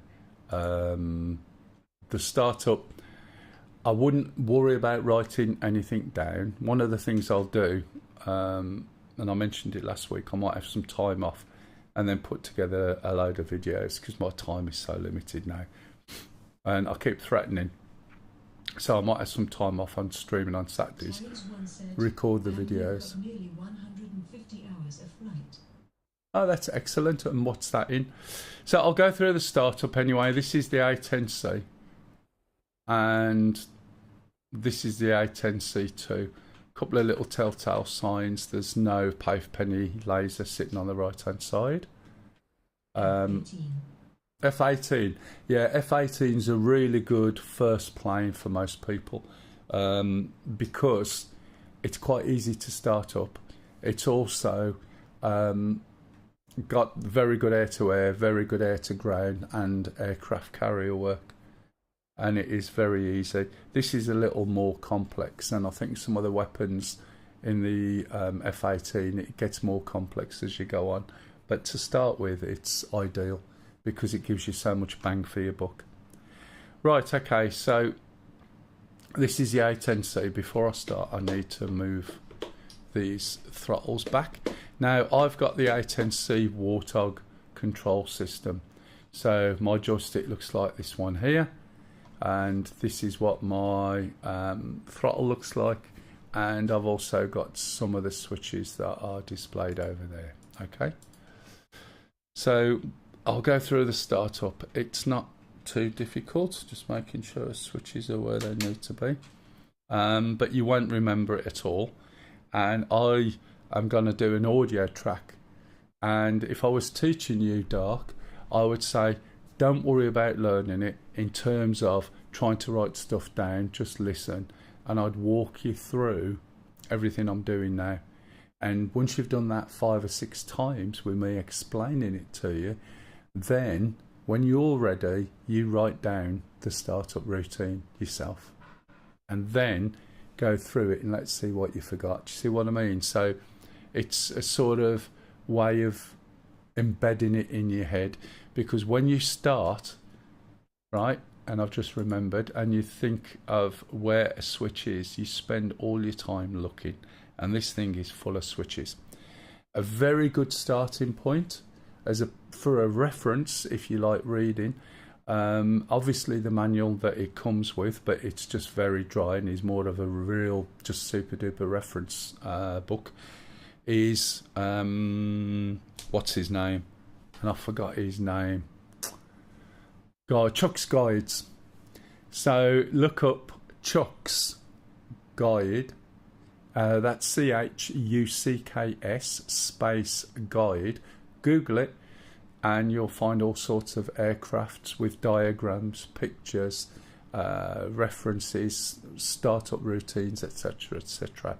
How to use weapons, and you can use that as a point of reference. It is very well written. Okay, so over on the right hand side, one of the things I do when I learn something new is imagine the pilot is sitting here, okay, and your feet are down there. HTTPS. Thanks, Kev. chucksguides.com/ He's on YouTube, right? He's on YouTube. Oh yeah, if you like switches. So to remember where things are in the first place, think of where your right knee is. So this would be right knee, this will be right thigh, this is coming round to right butt cheek, this is coming to right elbow, this is I would call the dash, front dash, left knee, left thigh, left butt cheek, right? So I always make my nomenclature, i.e. the things I write down to remind me where it is. I would put something like RK, right, and then put the name of the switch I'm looking for, and then I know it's by the right knee. So when I'm learning something, I can just look around, and the first thing I want by the right knee is the battery power, and then the second thing is the inverter. So I go RK, battery, right, and under that I would write inverter. Okay, moves to standby. Now I'm looking over at the left thigh, which is over here, and unfortunately these block the view, but you can move, as you can see with a camera, using right control, right shift, number 4 and 6 will move you like this, and the asterisk and slash on the keyboard will move you forward and backward, or you can use zoom. And we're looking for this switch here. So I'm going to switch that on my throttle because I've got one, and you'll hear the APU start up. once we're up, we'll go and have a fly. When the APU starts up, you'll see it here. These two gauges, APU power, APU exhaust gas temperature. Once that gets to 100, we can now switch on the APU generator. APU generator is by the right knee. You can already see all these alarms that are lit. Once we put this on, this is going to give us power to start the systems, and some of these have already gone off. We're now going to move down to the right butt cheek. Okay, RB, right butt cheek, and look for the figure of 5 dials just above the top left one. We're going to move this little toggle forward to position flash. Okay, now what this will do as you're starting up is put on your external lights. However, it's not just that switch. You need to also switch a switch, I can't remember what it's called, on the left throttle of the Warthog. But if you've not got that, which you won't, it's left control and P, and then those lights will come on. So this is letting everybody know who's around that I'm starting up, okay?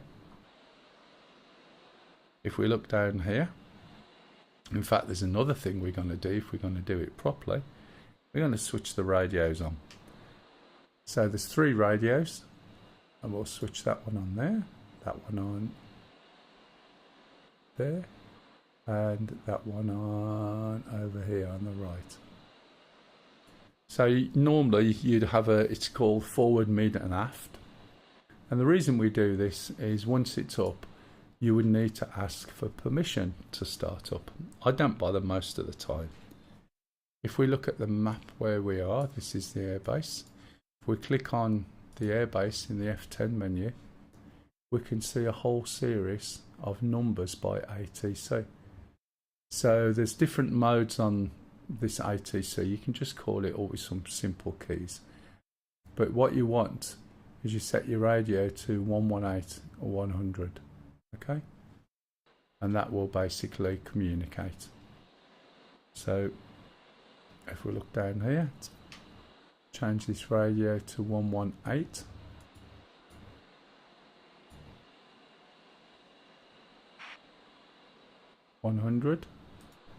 Okay, and that is allowing us to talk to ATC. Now if you've got it set on simple mode, you just call up the menu. Usually, depending on your keyboard, it's the slash. If you look in the controls, Shan, Barbie's coming up on your 7 o'clock. And you press a button, it'll show you and you are 16 where it is. So from comms menu / If you've got American keyboard or European, it might be different. It'll still be a /, but you need to find the key because it might not necessarily be the same key. And that works for all controls, okay? Cancel that. And if we go on, we go to ATC. And I assume I'm here at Basil El Assad. Request started. You don't have to do this.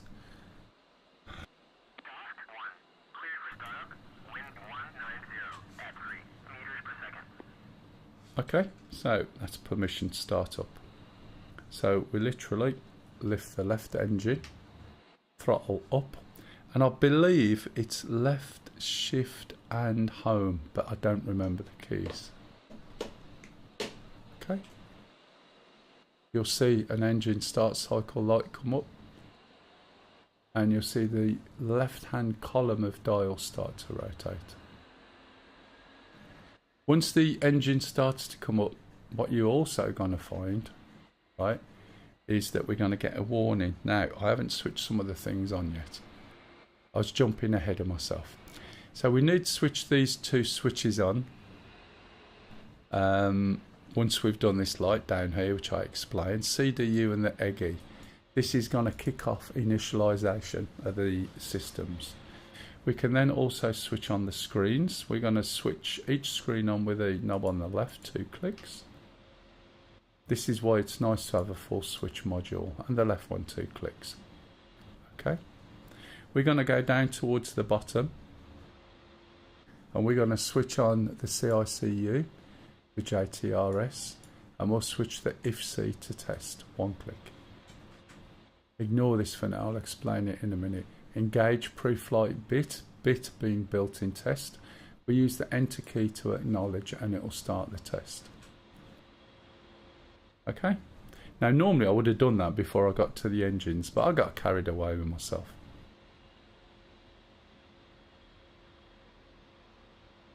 So the built-in test will just carry on. Meanwhile, because I started the engine, right, there's some buttons in the cockpit that are now switched on by default. And the ones that are causing this are these two. Back in the original A10C, this was one of the last things you switched on.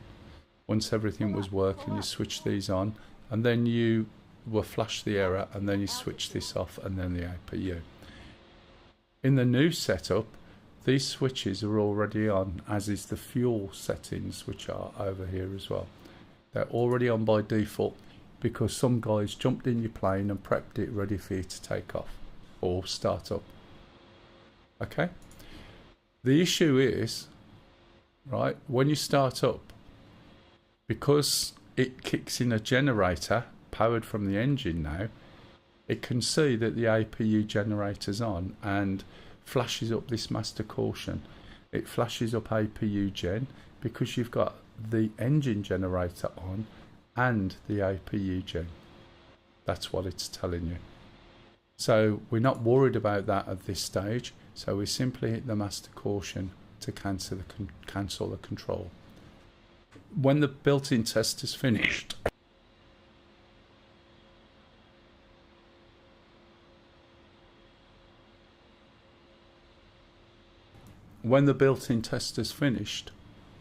it will sit here at exit and tell you if there's any errors. You can see we can't read them, and that's because our seat is too high. We can lower that with this lever here. Push it down, keep an eye on there. Right, now we can see.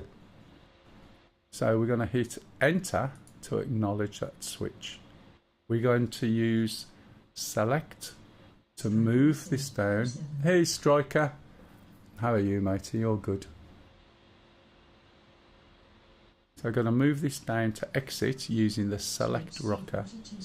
What's the correct height in the 810? Basically, it's for your visual.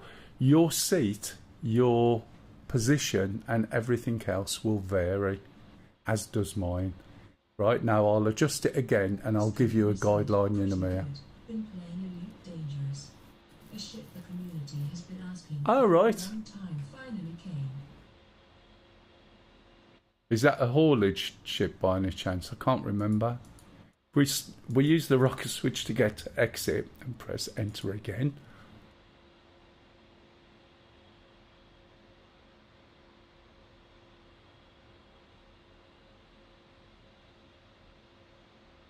I do apologise. I have a persistent cough and this weather doesn't help.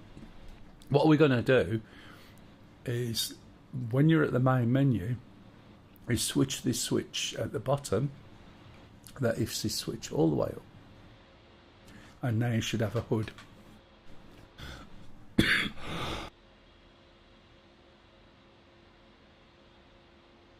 I do apologise. When you have a hood, right, this is how I tell whether the height is right. Oh, now my throat's gone weird. So I want to be able to see this direction ribbon right towards the bottom of this.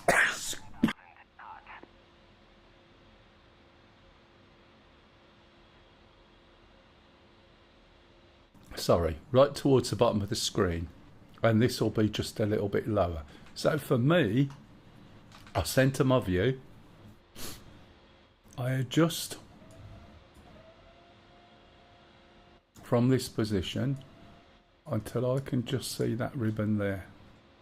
When I take it off pause, right, maybe that's just a little bit too much.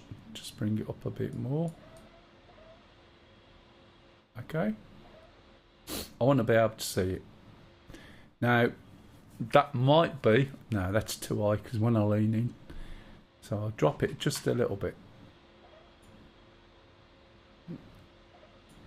about there. Because now I can see this, I can see that. And if I want to see down there, I can just lean forward because I've got head tracking on. If you're using a keyboard, then you'd need to sort of move over and change your angle, okay, to look at the whole thing. But it's usually round about there. But as you can see, my seat position changes if I'm sitting back. So I might change it again when I'm flying. But I can see most of the stuff on there that I want to see. So as long as you can see the information, that's fine. If you can't see the main menu on the title from the thing below here, look. Can you see? Right, if you can't see that, it's way too high. And you'll see as we move on, there's other things that will give you clues as to where you want to adjust it to. Okay, the second engine can start up now. Second engine from memory could be right control and home. They're either alt and shift or shift and control. I can't remember because I haven't used the keyboard for ages. So the second engine's starting up.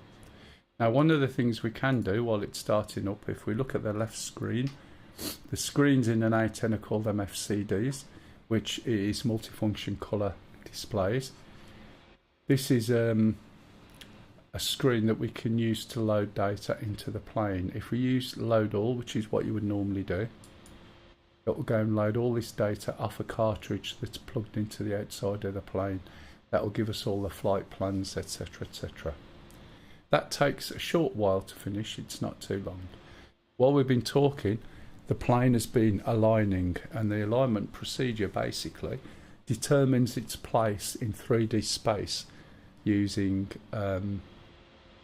GPS.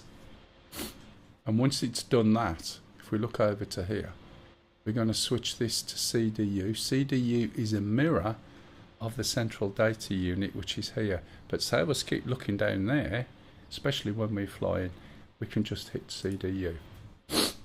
Now, when you're not talking as much as I am, right, these numbers will be going up from 0 when you switch the switches. When it gets to T equals 4008 and INS nav ready is flashing, the aircraft is aligned and now you can move on, okay? So what we're going to do is hit the nav button and we see the asterisk. We're going to look behind the joystick. We're going to move from HARS, which is an old navigation system, into EGI. EGI stands for Embedded GPS Inertial Navigation System. We're also going to move from TACAN to steer point. Steer point is the point where our systems point to, and I'll explain that one in a minute. We go into uncage our standby attitude and just line it up, and again that's if we lose hydraulics. We're going to look down here and we can see 4 switches. Like the helicopter I flew before, this is a system that smooths the input to your to the plane. So if you move this all of a sudden a quick jerk, it's not going to really react. So it smooths out your input and gives you a nice smooth flight. It's called yaw SAS and pitch SAS, and that stands for Stability Augmentation System. Okay, just below that we've got EAC. We need to switch that on. I forgot what that stands for. And then we've got a radar altimeter that on these later versions that's switched forward, but I also check it with my controls. You can hear the buttons clicking. So I've got these levers on my throttle from about here up to here, right? So the Warthog throttle has that. You do not need the Warthog throttle to fly the Warthog. I'll show you a couple of things in a minute, especially if you're new. Okay, we move over to here and we can see we've only got 3 alarms. So it's safe to move up. Anti-skid obviously at low level is over here. Follow this down. Okay, and we can see anti-skid. So we're going to switch it up.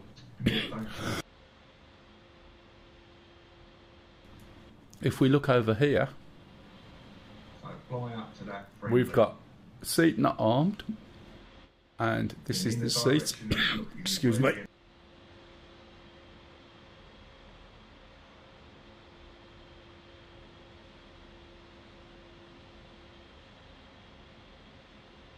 Right, I've still got some tea left. Let me drink a little bit of tea. Well, all of it, because otherwise it's going to be freezing. Ancient fortress looks like Crusader fortress.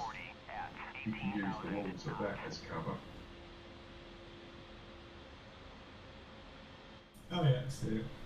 Yeah, there's docks and everything. So from the docks, Right, we're going to put that on. you'll be exactly 7,000 metres away. And then the from only first one we've got line left of is the APU generator, and we're going to switch that one off.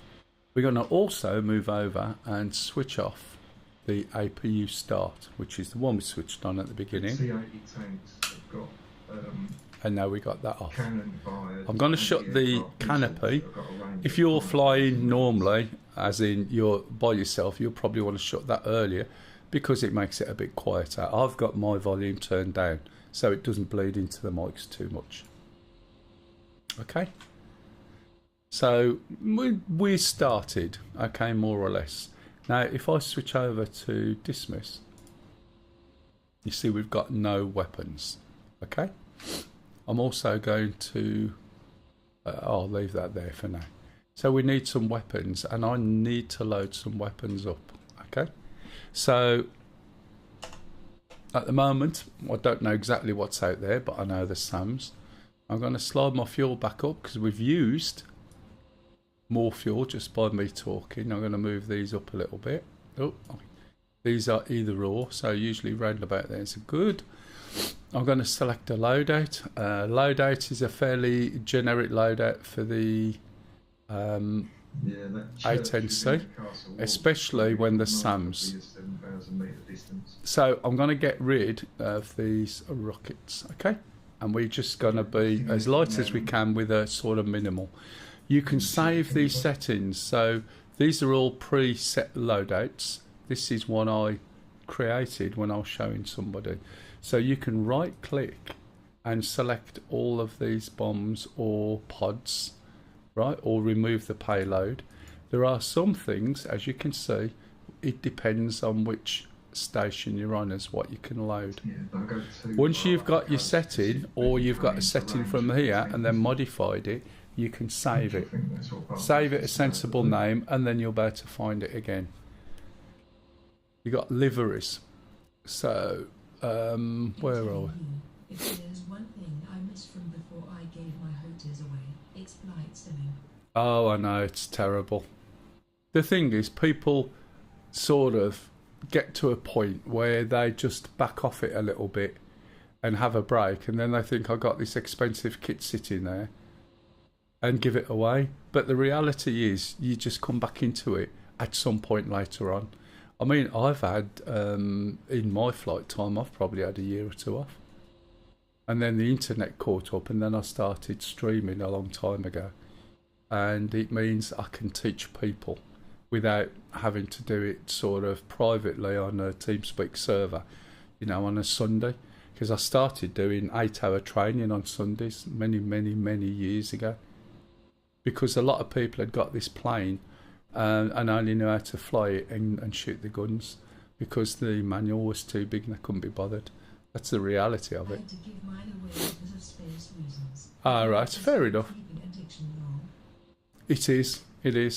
When we moved, me and Lisa, we had to move because we rent, and the landlord wanted the house back, and I was a bit panicky because I designed all my desk and everything around the space I had. So when we moved, I had to find a house that I could literally put in everything that I'd already designed into the last place. So I've got a bedroom here with all my stuff in. I've got two 2-metre tables, right, in an L shape, and a number of monitors and big speakers up the corners, you know, monitor speakers and so on. And I wanted to find a house that it fitted. And Lisa, she had her computer in a different bedroom at the last place, and now she's got a little bedroom behind me along this landing, and then our room's upstairs. Hey, Pop. How's it going? All good, matey. We're flying in Cyprus at the moment. Are you up for some more Star Citizen tomorrow? Let's have a look. I'm going to put Strawberry said, my next desk is Rippler going on. to be a DIY old desk made out of 2 butcher blocks. Got the idea from another streamer. Okay, so this is made up of Right. 3 Something's not right here. Yeah, you got a bit of a drip. IKEA Alex drawers, right? I've got some legs as well. My desk is like 2 meters by really deep, and I mean really deep, because I've got keyboards, like synthesizer keyboards, various other things and that.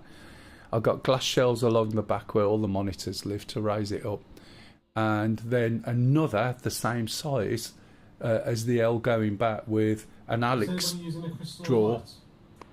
over the back. And then I've got 4 legs on the one because there's no drawer the other end, and I've got some support legs because my table's too deep on the back. Said, I'm in my mum's at the It's moment, better than helping the, her move from her house. Okay, matey, no worries, but Yeah. I could have done with a letter. I don't know. Can you get her to write a letter and say, I'm sorry, Pup can't come out to play? As far as like, So that works well, but I've got no spaces on the Alex drawers like you'll see a lot of. The difference is the wood I've got is 40mm deep, Yeah. and it was really expensive, so I started building a cheap thing, and I ended up buying these pieces of wood that are really expensive, and it is like kitchen wood, solid wood, Yeah, kitchen that's still going unit on. things Is it from 60 quid or something, or? someplace. Plus, if you use prickly hedgehogs, Right. code, Okay, so 3%. I will basically now say, okay, make sure we get a copy. I'm sorry about this, Dart, this is the nature of it. Lots of different conversations going on, but we get there in the end. Okay, so we're loading all the stuff on, If you don't need the handset, and you'll see in a minute. That makes it cheaper as well.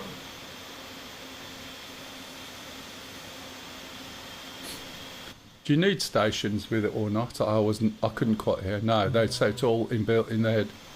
Yeah. Got inside that. Right, so the first thing it'll If you buy do, a handset, you have to get a different faceplate that's got the base station built on the faceplate, and it's these handsets. so the first Oh, thing, really? let me just come over here a You've little got to get bit. the, so that comes in the package.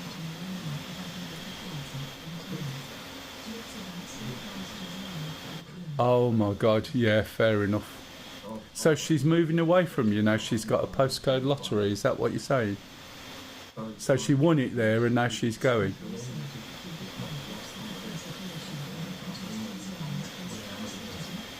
I've never tried the contested zones. I'm more interested in seeing whether stuff that should have worked from years ago that has been wrong than going and jumping into all the new things. So I haven't got as far as the Hathor site or contested zones and stuff like that. I just want basic stuff to work. Can I get my ship and go and load something, and can I go and sell it? Do you know what I mean? Do the things that should have worked ages ago work? And to be honest, it's doing quite well. I haven't looked there yet. By the time I get round there, it'll probably be fixed. So the first thing it does, it will put the fuel in the plane, okay? Which is what the delay was at the beginning. It always refuels first. Oh, that's fair enough. But now you've got a 7-hour drive to go and see your mum.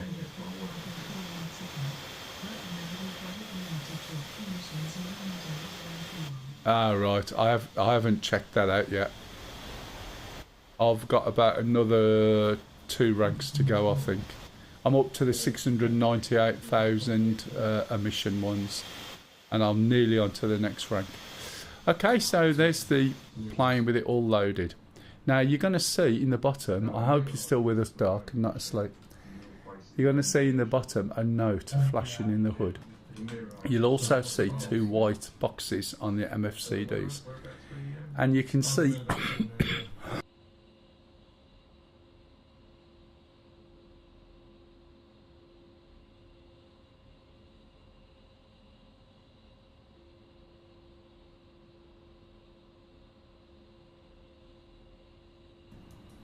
Yeah, I know what you mean. So if you look here,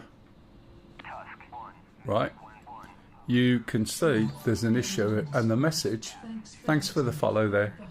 You can see the message here that says DSMS invent something, okay?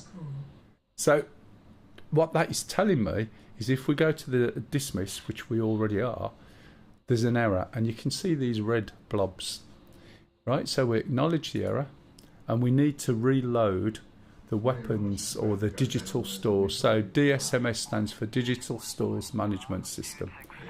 And the reason being is when we did a load all at the beginning, there was no weapons on it, so it was quite happy. Now we've changed its state without updating it. So we update it by holding on to any one of these buttons. We'll get back to this screen. We can move this from here to here. And then we can click load. We're back at the load screen from the beginning, and then we can hit load DSMS. And that only takes about 4 seconds. And then it's updated. You'll see all the little dots come back. We're going to change the load button because we don't need it back to MAV, because we definitely need that. And when we look at the dismiss, now we can see all the weapons and the systems we've got. And we've got AGM65Ds. These are electro-optical devices, and they look for contrast, and they use that contrast to lock on to the targets. We've got a lightning pod. And we've also got electronic countermeasures. We've got a couple of air-to-air missiles. Usually those are more for balance. They do work, but it's not designed for shooting planes. Striker said, I've always wondered how much of this stuff is done by the ground crew, or if the pilot really is in charge of programming every little thing on the jet. Yeah, I think there's a lot of it done by the ground crew, to be honest. And then they just jump in, start it up, and off they go from what I can see. Right, so we know that dismiss is done, which is excellent. If we switch over to TAD now, TAD, Tactical Air Display, this is the general thing we see. I bet Mr. Wood went to sleep ages ago, but never mind, I'll carry on. So when we look at this, we see something like circles. We can see the term not soy, and a few options around the edges. So we can select these options just by pressing a button. Okay, and this one I've pressed is net code. It wants to know what group ID I am, and I'll use the upfront controller, which is this panel, to select that, 33. And then I'll fly 3301. This is important because it defines the group ID or the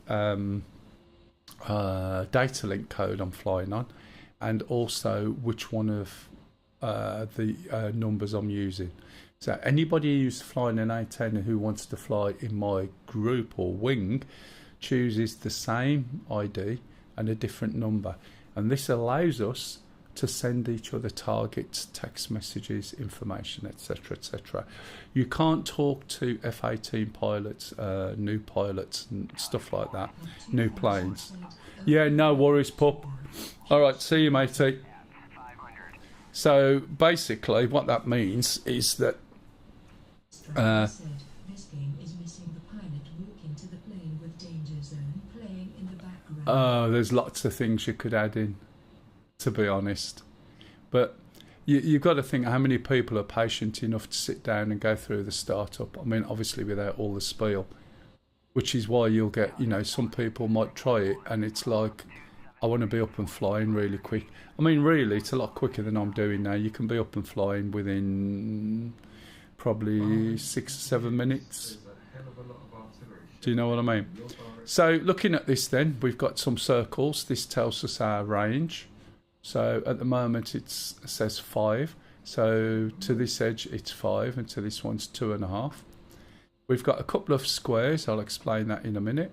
And it also says not soy. So this one and that one, when this one's on something else, will say not soy. And it means this is not the sensor of interest. The TAD, Tactical Air Display, is a sensor. The hood is a sensor. The TGP, when I switch it on, is a sensor. The helmet mounted queuing sight, when I switch it on, is a sensor. Real milk only. Yeah. Not soy, exactly.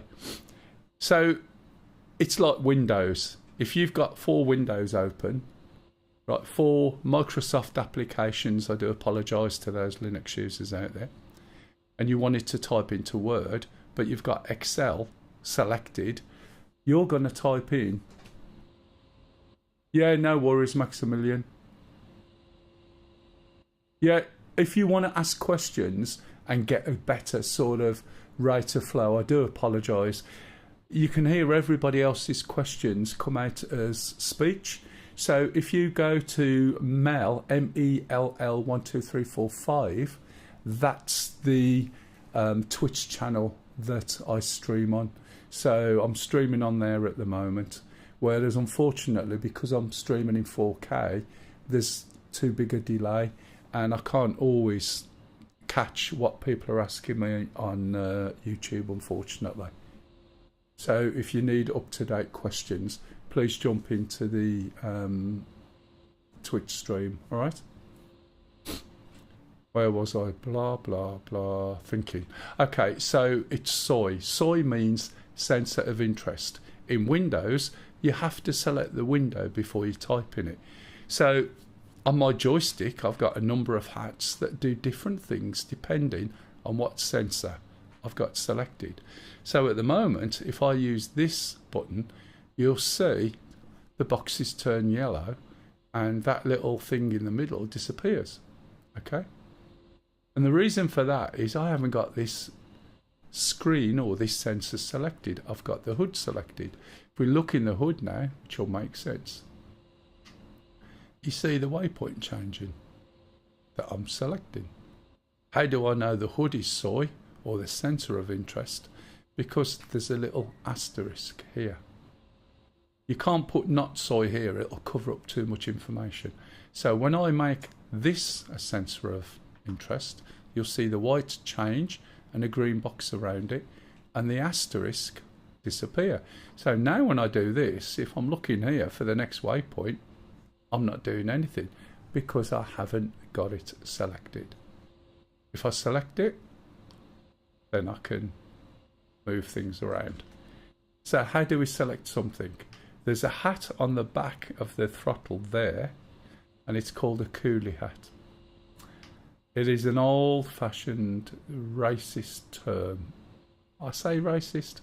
It was just something that was used, and as a consequence, this is why it's called what it's called. Okay, and it's a triangular-shaped hat, like the big strawy brimmed hats that they would wear in Vietnam or something like that. So I can either select the button twice, okay, or I can do coolie hat left long. A lot of the switches for the A10C, there's a short press and a long press. And what that means is you can use one hat to do multiple things. So if I want to change the screen, it's a coolie hat left short press. Okay. If I want to select this screen, I select the screen I want, and on the TAD I do a left long, and now it comes up. When I use the same hat as I used before, now we've got some effect on this TAD, and you can see what's actually happening. I'm zooming in and out. So one thing you will see is a load of green symbols. The green symbols, the squares, are waypoints in the database. The round ones with lines are friendly aircraft. The bullseye, which is this, looks like a bullseye or a dartboard, is the virtual point created so that everybody on the same side knows or has a point of reference that is the same. So if we're told there's some armour at 145 for 5, that means from the bullseye 145 degrees for 5 mile we'll find out where there's some armour. For instance, as we zoom in and out, you'll see this changes, and this is telling us how far it is to the outer circle. 160 means 160 mile. 80 means 80 mile. 40 mile. The inner circle is exactly half of the outer circle. So you look at this, and this is telling you that it's 40 to there, this is 20. I can guess, right, that between here and here, right, that to there is 40, so in the middle it's going to be 30. So I can guess this is going to be 10. Do you see what I mean?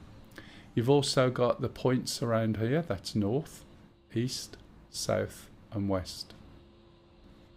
We can also see, if I move this across, this is another control I've got on this, because I can put things on there. If we start zooming in or zooming out, we see all these boxes, and these boxes are not attached to anything. Okay, if I jump up to here, you can see it's not soy now. You can see that there's a yellow box jumping around,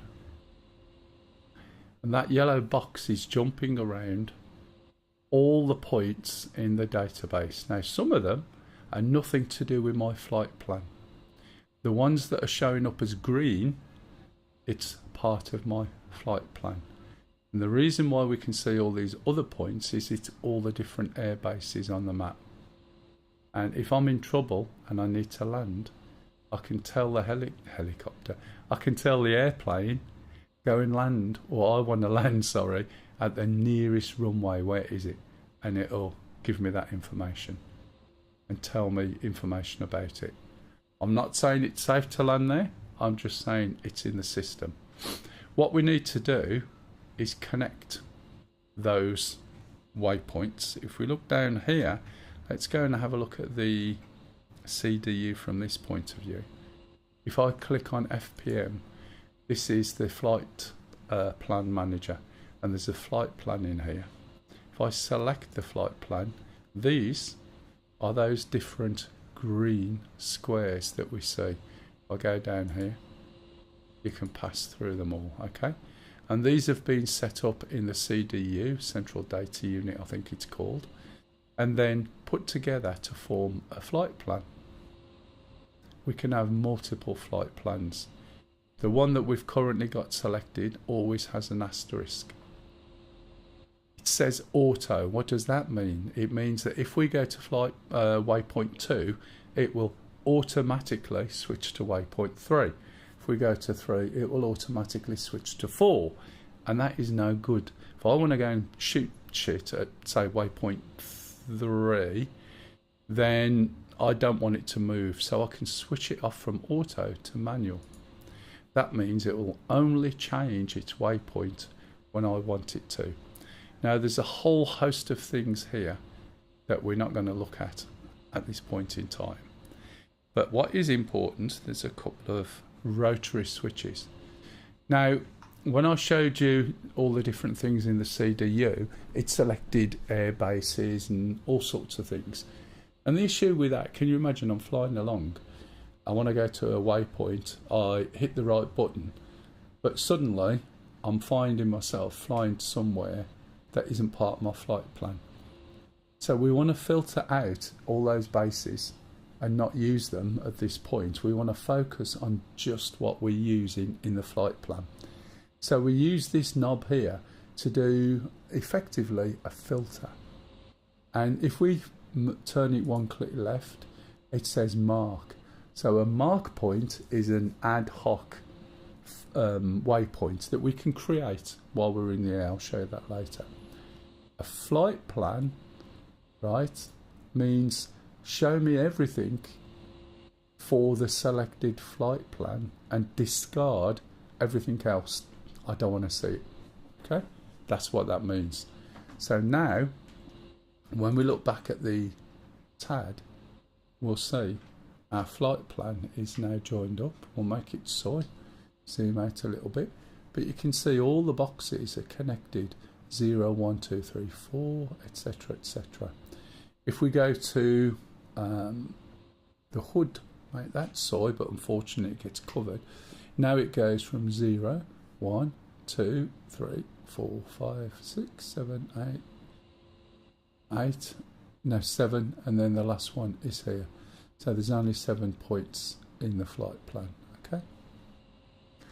The other thing you'll notice is there's a yellow box. Now earlier I mentioned the word steer point. So what steer point is where our systems are pointed. That's the point we're going to steer to. If you also notice, especially when I move this over, there's a white box. Now you can't see it yet, you'll see it appear in a minute there. This is called a SPI. So this is a SOI, sensor of interest. This is a SPI. And a SPI is the sensor point of interest. Oh, right, okay, no worries, Doc. So what that means is that if I want to point my targeting pod and my weapons systems to a particular point, I can point them all to where this sensor point of interest is.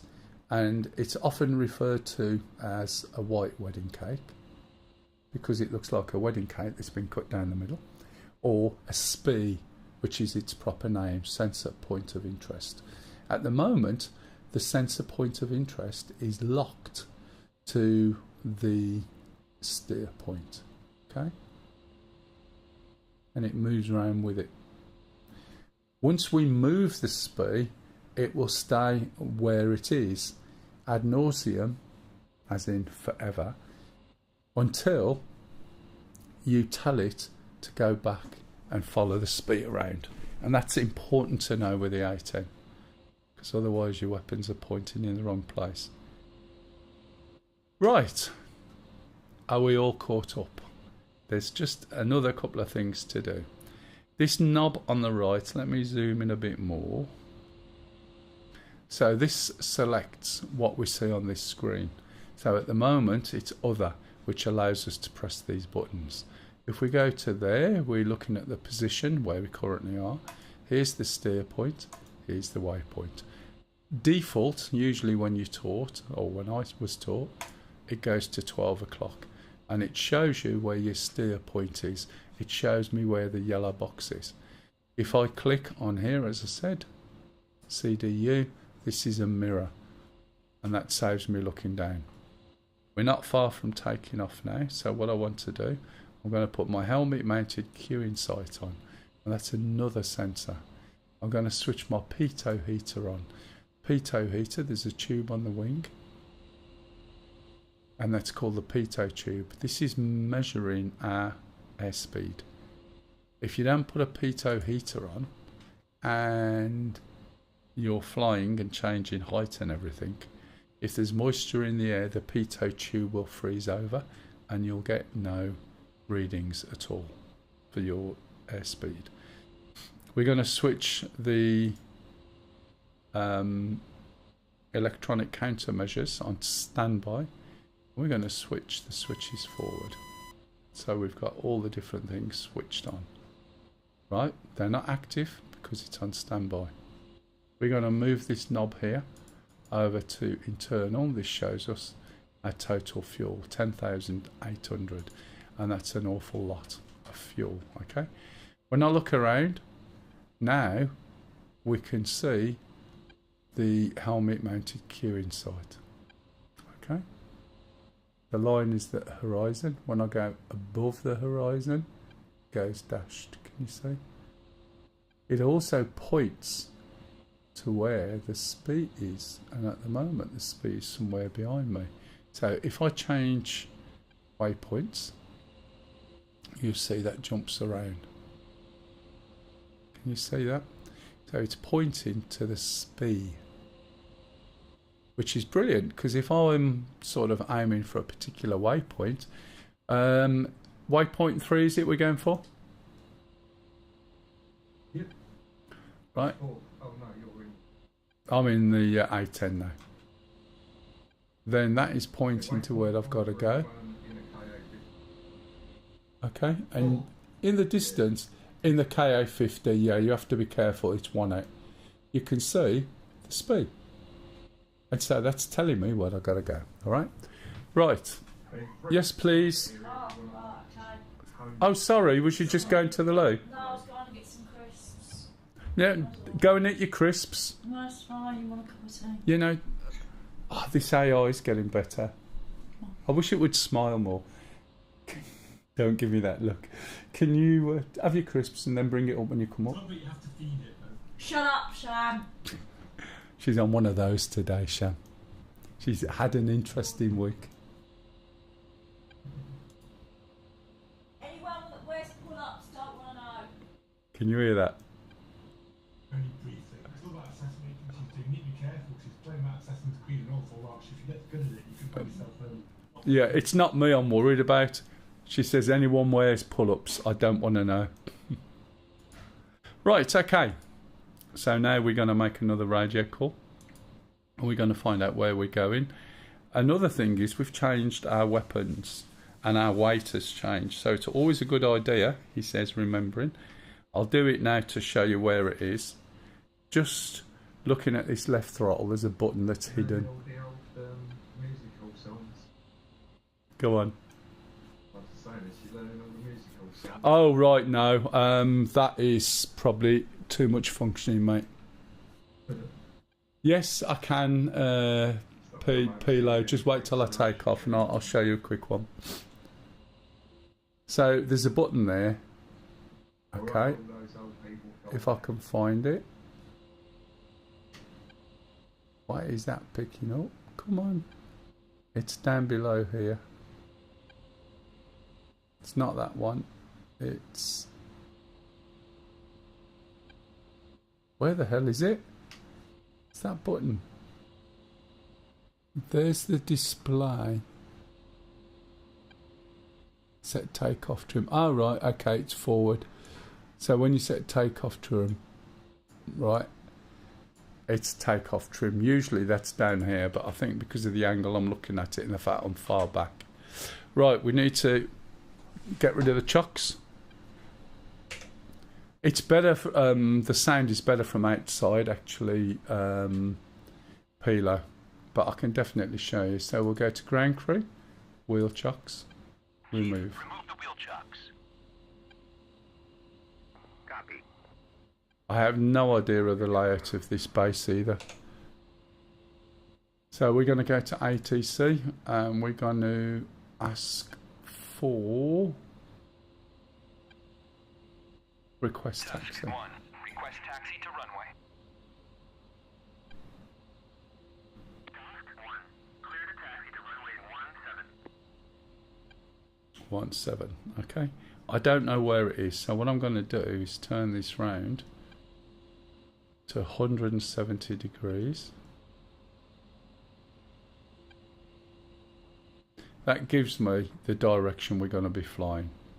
So wherever we are on this base, I'm going to be taking off from the left of where I am. So that may mean that the base is, the airport is over there, but I'm going to cheat a little bit. Here I am.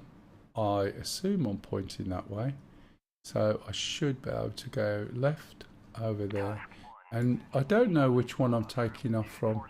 Oh, there's one. We'll just take off on one of them. But we're going left to right, I hope. And I hope I'm pointing the right way. 2. Engage targets of opportunity. Oops, I didn't realise that I'd still got my thingamajig there. Still got the menu on. So we're going to go... Can we get through on the left? Is there a way through? Yes. So we're going to go that way, okay? I need to put my right steering. That's my nose wheel steering, otherwise it won't move. And then we're going to just gently push the throttles forward a little bit to the point we're moving. It's quite sunny, as you can see. You don't need to go too fast. And then we're going to turn left in a minute. Oh, we got pilot pickups and everything as well. That's good. Yeah, that's because they keep shooting down that cat. That sounded like you said cat then. I was just thinking, oh, we got a cat. I was thinking, is that this? Well, not anymore. They shot him down. Yeah, poor kitty, poor it. Yeah. Try and see if I can actually fly my 18 with a footrest where it was for SC last week. But I'm not sure whether it'll work, but we'll see. So how hot is it out there? Quite hot. I need to waypoint 3, yeah. Waypoint 3 is tanks and artillery. Missile so- in the air. I think it's going for you, Charlie. But it's covered by a long-range radar. Right, okay. Right. 3301 holding short runway 17 at wherever I am. Okay. So I'm holding short before I get to the runway. If we have a little look, you can see me. I can start from here. That'll be fine. And I'll just jump onto the runway and turn right. Okay, so I'm holding short, and what I need to do is change my lights. So my lights need to be switched back. So let me get close so I can show you. So we're switching these back to steady. We're going to switch this one forward. And then you'll see from outside, because we're going to a hazardous area, navigation lights are steady and you get a white flashing light. It's not as bright as it used to be. You could see these lights from the other side of the map. Actually, waypoint 3 according to our map is quite far into enemy territory. So should we be going for which? Where there's a concentration of enemy radar is in grid square WD69. Can you mark it? Or is he going to switch that? Click on your map. Yeah, I'm looking. Right, if you see, I'll pass it. Oh. 251. Right, yeah, there's a shit ton, isn't there? It's all backed up by enemy radar.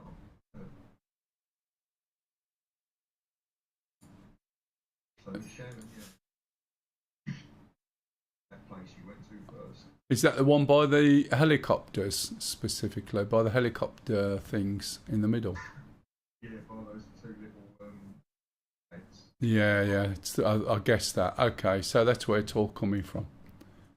Yeah, there's artillery there, and there's tanks. I think there's about 12 tanks, Thanks, darling. plus armoured personnel carriers. Did you have your and, crisps? Yeah. There you go. Su-23 anti-aircraft. Hey, Lisa, I'm gonna shut up. resume your game. Right, okay. Right, yeah, you are 2.4 kilometres away from the target. 3301 taken active, runway 17. You can put yourself in a hover or go any closer because you'll be within range of their air defence missiles. That's what happened, mate. So we're going to take off to the right. Should be, this is a bit of a short one. I think I should be fine. Probably coming onto just a landing area. What I'm going to do now is put my brakes on. I'm going to throttle up. You need to switch this to electric. It goes, it doesn't want to go. I'm going to throttle up and make sure there's no errors. There is something I haven't done, but I wouldn't worry too much about that at this point in time. Make sure everything's lined up, and then I'm going to put the throttles on full. Take off the brakes. Keep an eye on the numbers. There's a number 50 there. When I get to 70, I'm going to switch off the nose wheel steering because I don't need it anymore because there's enough wind pressure. And then when I get to about 130, start pulling back on the stick. Tea Kettle Babbitt said, got killed by a cheeky T-80 hiding in the trees. Ah, they're buggers, aren't they? In the school, but knew he was there as he kept letting me. Oh, well, time for a bacon sarnie and fresh Okay, there food. we go. So we're up. Yeah, depending Hit on G. it could be the tanks. Bring the gear up. There's a missile battery over on your 11 o'clock. Okay. And now I know The enemy. that we're on friendly territory here. So what I'm going to do is build up some speed, and I'm just going to go onto autopilot. Okay, there we go. Okay, so I'm going to fence in and switch on master arm as somebody has requested the a quick burst of the cannon, as people do. Now I'm going to put master arm on here. I'm going to switch the laser on, switch the TGP on. I'm not, oh I better put that on, yeah. If I don't put that on, the gun will throw this plane up in the air. So I'm just going to remove, right, I'm going to remove the autopilot. I have to be careful because it just wants to fly up. And when I switch this on, the gun pack, it will drop, as you see. And that's because this is a system designed to counter the gun firing. So if I fire the gun now, let's have a look. If we go outside, right, now you hear it and it doesn't do it justice. From inside, it's quite a thud, right? If you're outside and these things come, they hit the dirt, will blow tanks up no problem, and then they bounce, and they bounce off the ground, fly up, and then land somewhere else. And sometimes when you're flying over a target, they'll land on you. Right, so what I need to do now is switch over to my TGP. Right, so coolie hat, right, coolie hat right long, which isn't selecting it.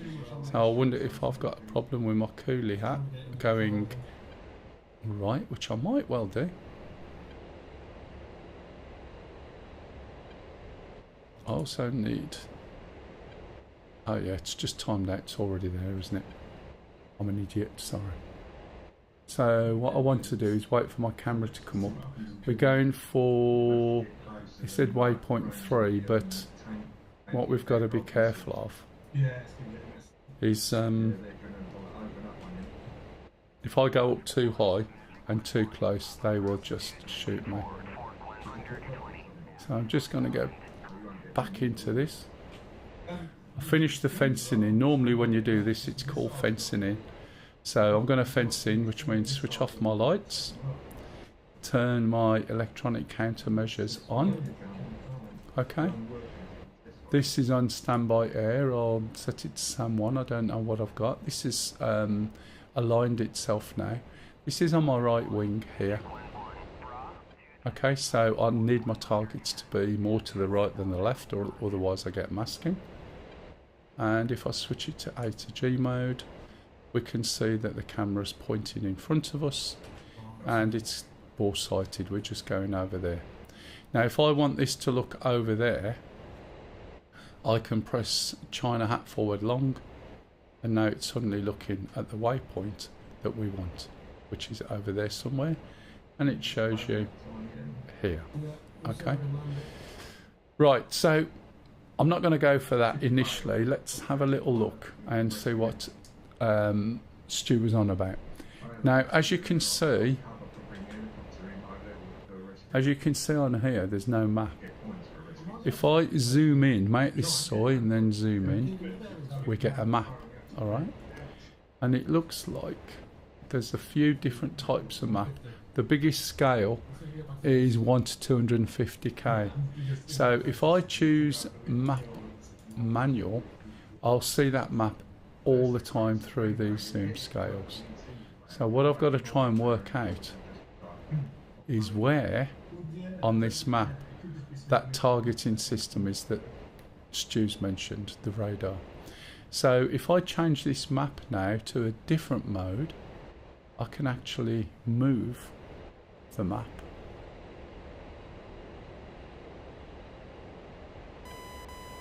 And it was somewhere around here. So let's have a look. So there's a couple of helipads, and it's by Olympia. If I look on here,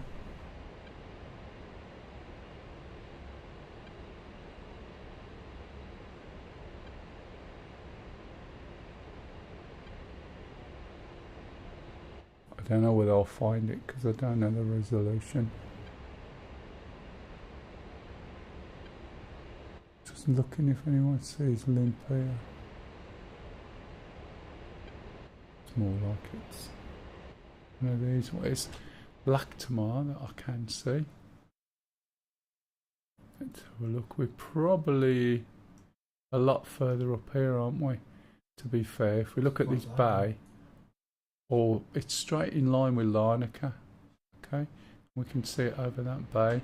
So if I go back out, here's that bay.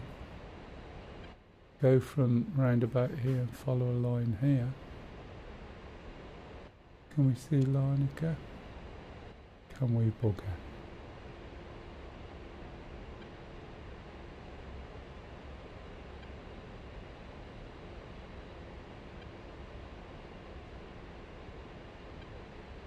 There's a couple of places here, isn't there? Course highway strip. You can see somewhere called Dell. That's not like a Catam or something, which is there. Okay, this is about halfway, isn't it? Task 1, Magic 11, pop-up group 274, Fort 110 at... So it's around here somewhere.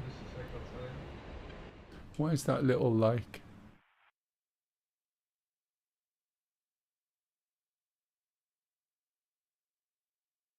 That lake over there. By that road structure. Yeah, looks like it, doesn't it? So I need to move across there to Olympia.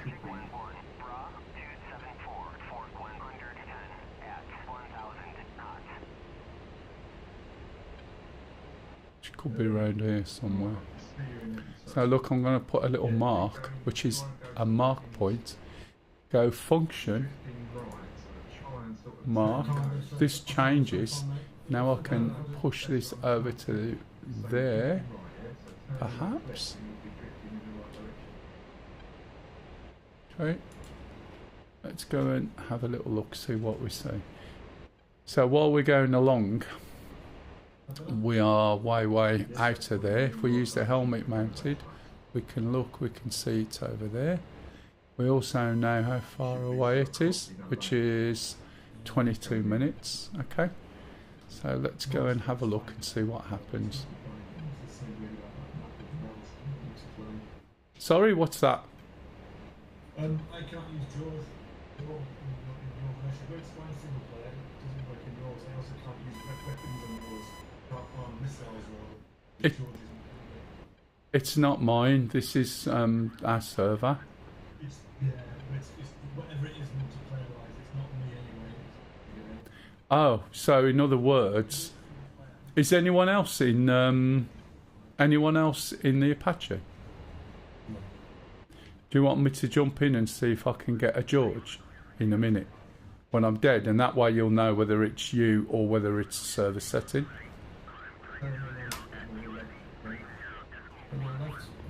Right, so what I'm doing here, am I climbing there? Let's climb. Can't see what the numbers are. Oh, that was climbing, yes. Oh my lord. Okay, that will hold that at that climb. And what I'm looking here is to see what I can see. Now this camera is on CCD mode, right? What I'm looking at is way out of my range. But what I can do is change the camera from CCD mode to white hot. So this is a hot country, that might not be the best way. But we'll see. We have to wait till we get there, okay? If we go back to here now and zoom out, we can see where we are relative, which is here. Oh no, still way out. What I'll do is change this back to the other mode, It'll give us more of an idea of where we are for now. We got some friendlies there. We'll probably end up dead, but I'm just going on a recce really. Also, we went through the startup. I don't know whether Mr. Was it Wood was still watching then, but at least it's recorded. I won't go through that again, promise.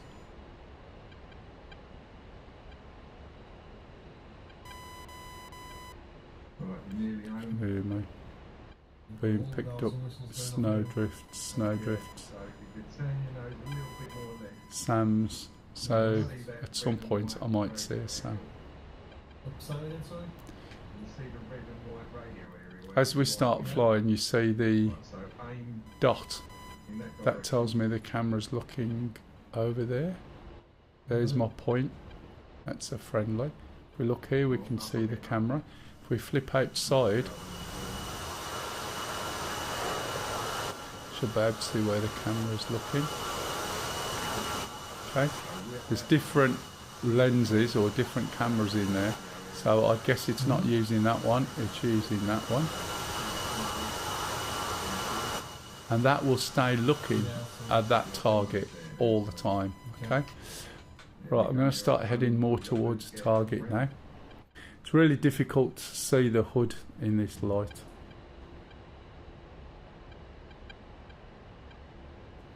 Also you can hear stuff. Now that is definitely a SAM 2. But I'm going to head towards it a little bit more. I want to get close enough so I can see, but the trouble is this aircraft is not designed for this. You can do SAMs in it, but I have no idea about the mission yet, so we'll have a look. And Gash is a way of making things very sneaky. What height am I? 9,000, that's probably more than enough. Let's lower my height, change my autopilot a little bit. Still 101 miles away. So you can see where I am here, look. There's also ships here, and the ships are likely to fire at me as well. In fact, that's more than likely what's going to happen. Let's just turn it off here, shall we? Carefully about it. What you in? I wasn't sure. I lost my rear. Oh, you. I had to fly it diagonally. Is it a bit of a bobbly one? It's a bit weird. There you go, great, no? Yeah, if you can get them back. I don't think you should be able to, but you can. Do you know what I mean? You can get them back even if you've got a slightly weird blade. It just jiggles around a lot, a bit like the Chinook. Are you getting on with it anyway? Yeah. Well, I've been shot down twice. No, I mean with a helicopter full stop, irrespective of the mission. I'm okay. Just a bit weird, isn't it? Yeah, once you get used to it. You okay with the trimming and everything? Yeah, no problems there. Yeah. Probably, but...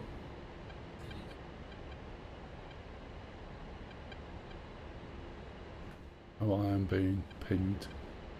You can see these here, snowdrifts by the looks of it in the middle, I think. We got boats. Pardon me. So I might end up being shot down by a boat. But I'm waiting to see something for now. But we are out of range.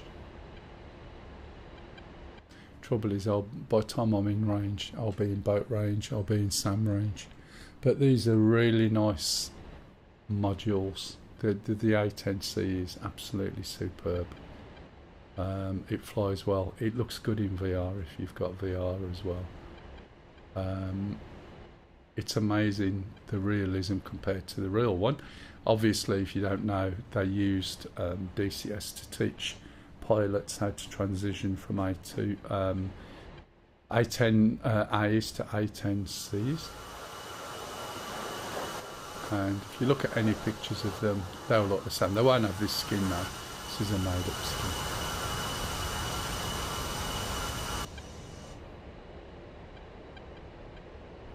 Just drinking some tea.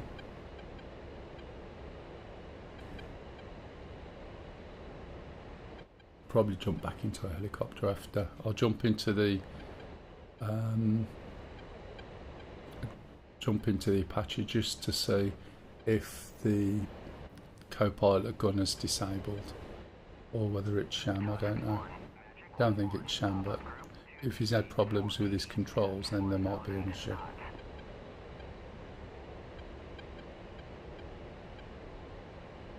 $86 miles. I haven't switched the weapons on at this point.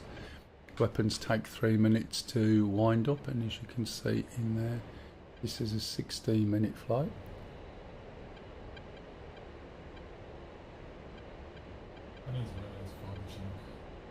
Tusk 1, Magic 1-1, Bra to the 470 at 1000. Yeah, there's an auto thing on it as well, auto trim, which works really well. Watch a video to watch stars get me like it. I've got it. Yeah, it's good drone flying. It once you get used to like thinking ahead when you want to slow down. It's like a canal boat, isn't it? Well, if you've ever, right, what's the word? If you've ever been on a canal boat and drove it, because it can be up to 70 feet and you're on a canal, right? When you want to stop, you don't think, oh, I think I'll stop. You have to think you stop 5 minutes before nearly. And it's also, I don't know whether they fixed it now, but when you used to come in to slow down and you brake, it used to just start climbing like crazy, which I don't think it should have done. But yeah, once you get used to it, it's like a bloody, what's it like? It's like an AC-130. The stuff it can carry is unbelievable.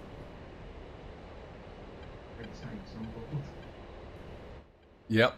And when you look in the back, you could probably fit 12 guys in, or however many as well. Can you walk in? Do a thing where you're a pilot in another aircraft, bail out on the ground and you're walking about, or you take over a pilot that's bailed out already nearby. I don't know, you can walk up to it. I'm trying walking up the ramp. There's seats in the back, aren't there? There's a couple of gun seats and general switches in the seats in the back. I don't know if it's helicopter. Do you what? What's the question? Left control, EEE. If you want to eject, assuming you've got it all switched on. Oh. Thank you. What? So that's... Yeah, it's alright, yeah, he's done it. So when you land, if you use your directions, the arrow keys on your keyboard, you'll be able to walk in around. No way over. Or your joystick, I think, works as well. And foot pedals, turn.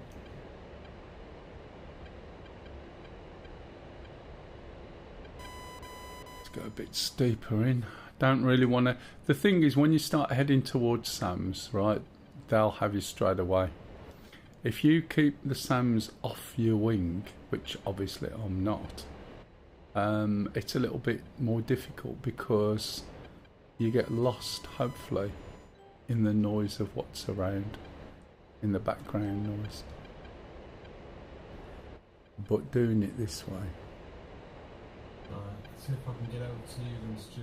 is not great. I think I'll end up dead. Anyway, while we're waiting, anyone got any questions?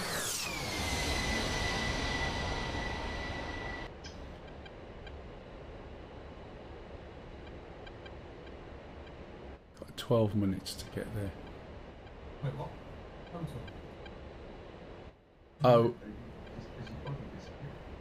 you turned into a placeholder for someone to come and pick up, probably. Yeah.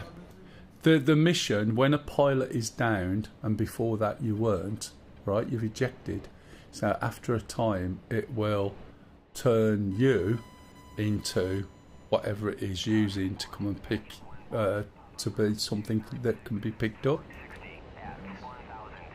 So you've probably found that you're either a pilot waiting to be picked up, or you've turned into a container, I don't know. Sport from this. Yeah, that's how gas usually does it. And you probably find your body's back where you were, because the only person who sees you move is you. It's client side only as far as I'm aware. Am I ever going to get close enough? I'm getting there. It's a nice easy rescue. Where is it at the base? Yep. Can't let that one go, it's an easy point. Yeah, just go and get him, that's it. Are you trying to cut the grass out, something? Yeah, things might have gone like haywire over it. Remember. Ooh, looks like the wheels have fell off. Right, I'm going to switch on the... Wheels are on by the looks of it, it's just the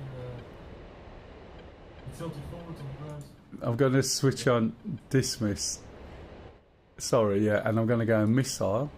And I'm going to switch on the electro-opticals, and you'll see a timer down here that's going to go on 3 minutes. I'm also going to select these missiles. And you see they show up as white with an ALN, and that means they're aligning, okay? Now my range of fire is really quite short relative to some other things. What we got here? Oh, I see. Got a little bit of masking there, look, on my own plane.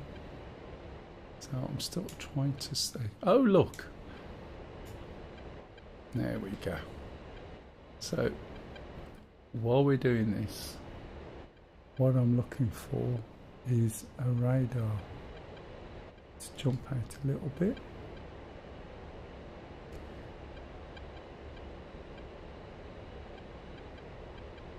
Now, I'm looking around for this radar, and it was, according to, it's a road, it was on a hill.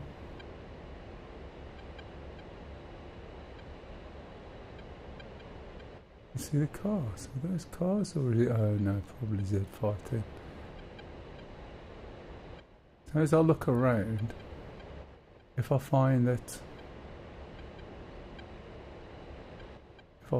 I lose track of where I am, because now I'm looking at the sea look,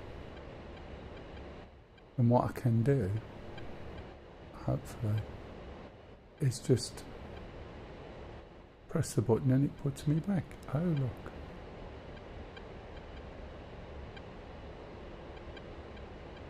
Is that a radar there? Definitely is, isn't it? So now, do you see the way that's too much, too twitchy when I'm moving? So I'll go to control. I'll go to stat. We'll go next. I'll move this down. HOTAS throttle. I'm going to press number 7, and I can change the slew rate. Go back to TGP. I'm being right.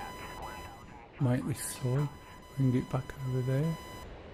Right, and I'm going to make my mark there, and I'm also going to give me a mark B. Right. So now I know where it is. These are still warming up. I'm going to change this to Maverick. When these are warmed up, I'm going to see it, and I'm going to dive down. The problem I'm going to have, as you can see, that's switched, is there's possibly lots of things in front. So I'm going to come down towards the sea.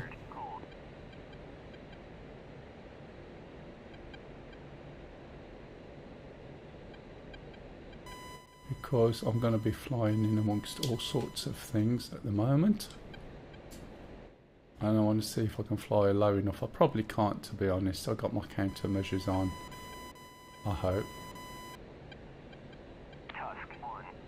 See the way there's a circle as well in the hood.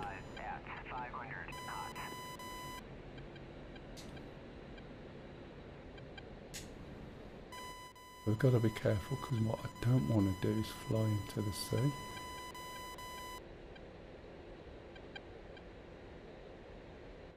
I'm not expecting the sea to be up at 1,000 feet, so... Oh, sorry Bones, just one moment. I need to focus on this a little bit and then I'll have a look, see what you've typed. Now we can change, we can force, remember what I said about sensors? Right? On the left hand side, I can select the Maverick as a sensor. And I can also push the Maverick, right, to go to the target.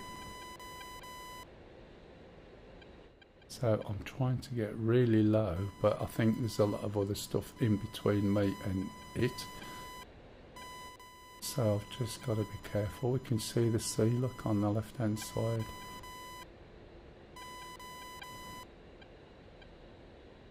It knows I'm coming, and I'm heading straight for it as well, which is never great. Just put my jammer on.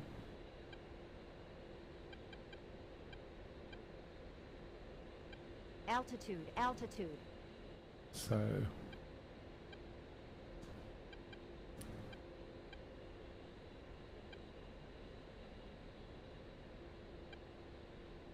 probably won't make it, by the way. You do realise this.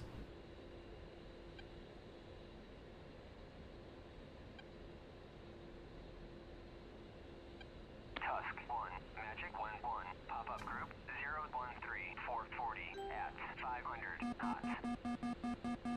Oh, I forgot to do that. As I was slowing down,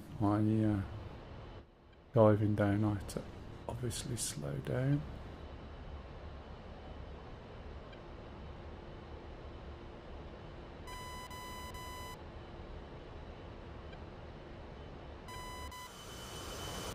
Oh, not too bad. I was just a bit concerned because it says minus on my height.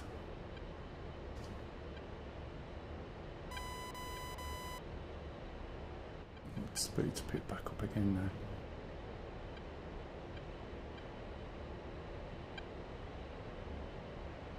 So that target. Oops, it just took it out of autopilot. What the hell? What's going on? That's better. Don't know why it did that all of a sudden. I'm still too far away for this.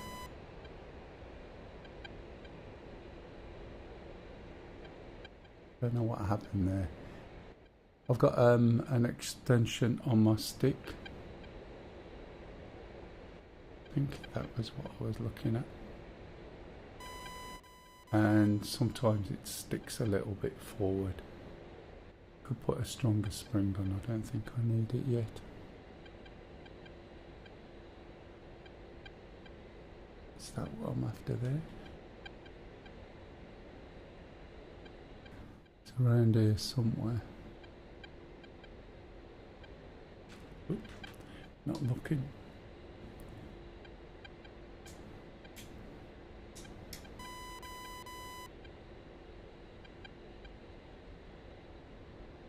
You can see there's quite a lot of stuff going on over on the side as well as I'm approaching, but I can't get this thing stable enough. Let's go a bit faster, shall we? A little bit lower as well.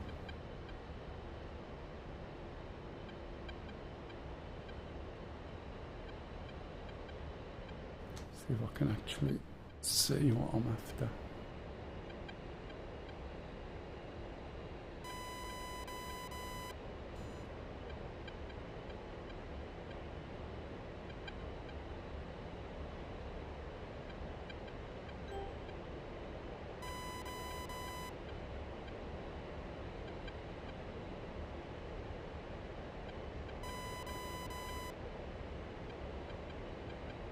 That it there? Could be. Looks like it, doesn't it? Probably is not get there and just end up dead.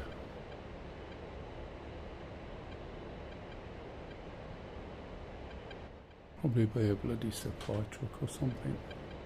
Well, I need this to be selected. I can jump in there. One shot.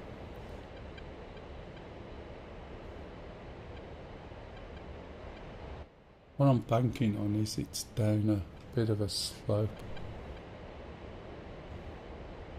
I can't tell if that's a bush, anyone? A bush or the thing I'm after. Can't get any close to it.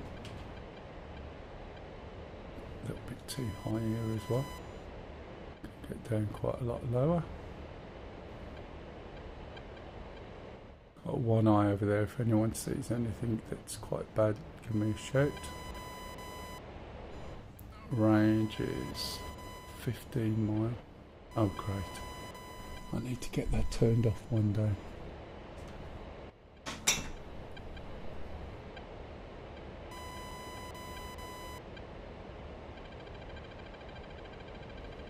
I'm being tracked. Trying to go lower. Altitude. Heading lower. I don't know what it is that's tracking me. We got any cap or anything? I think it's Charlie.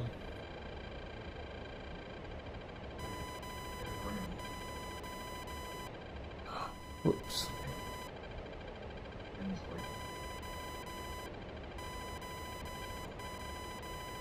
Okay.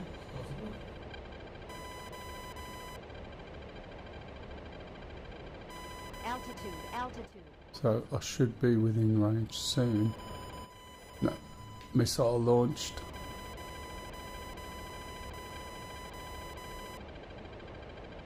Pull up. Pull up.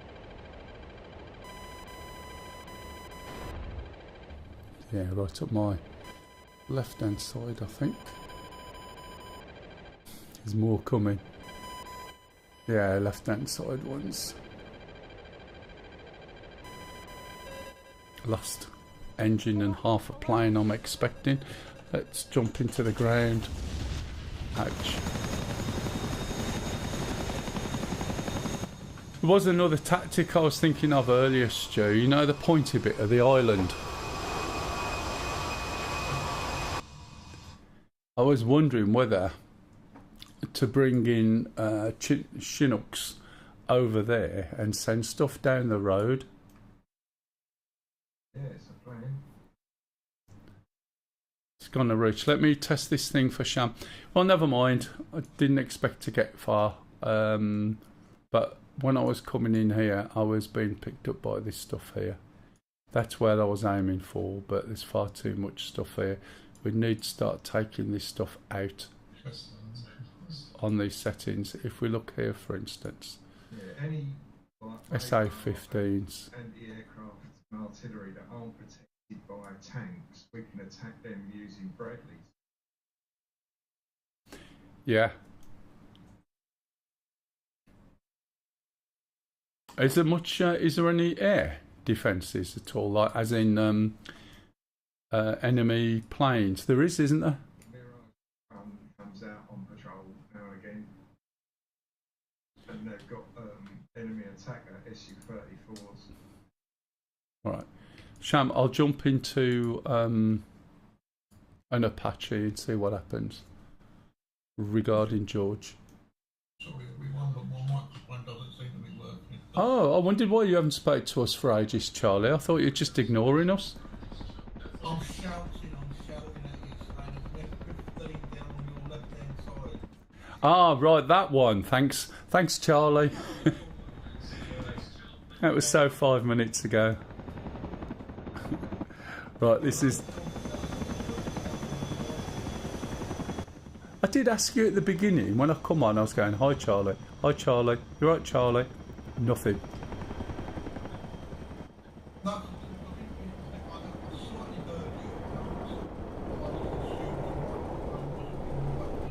No, I waited specially. Right, this is the Apache. I'm not going to go through the whole startup at this point because what I want to do is just check something, so I'm cross-referencing the problem Sham's got, okay? So it was just being ignorant.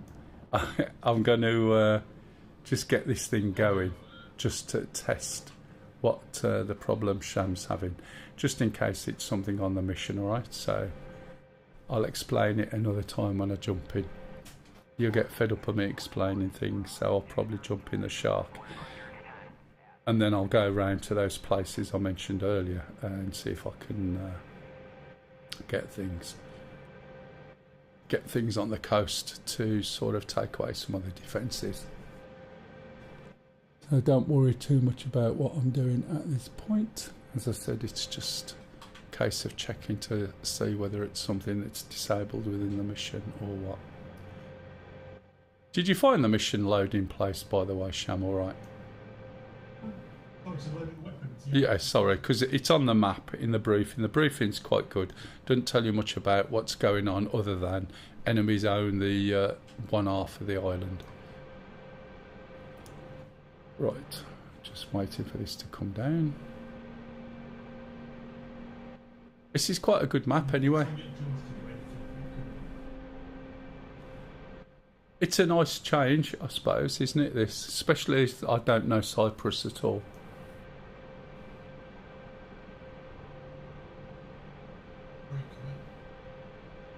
It's okay, we can... Oh no, not yet. Just waiting for this. Is that a 53 there? Let's switch this off. Yes, it is. So we can start the right-hand engine up. And again, when this... Oh, I'm starting to explain it. I've got to stop myself. I do it so often that... Excuse me.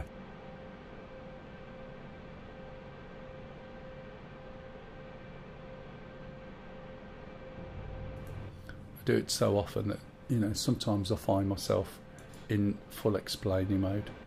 During COVID, I had 2 years off. And... excuse me.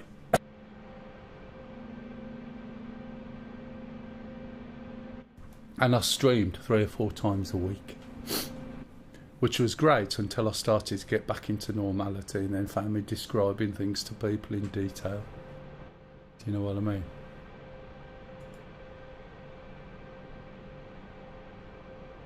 So we're waiting for this one to get below 70 and then we can push the throttles all the way on.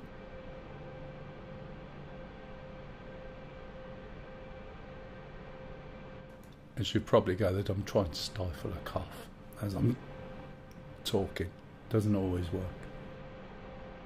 So I make myself sound like an idiot, but it's no change. Right, this is up, so I can start pushing this forward now. Nice and smooth, not too fast.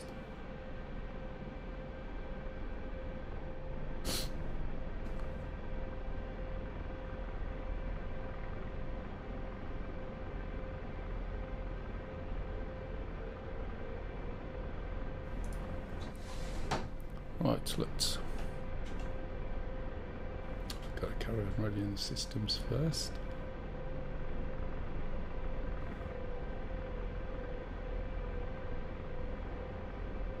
Right, okay.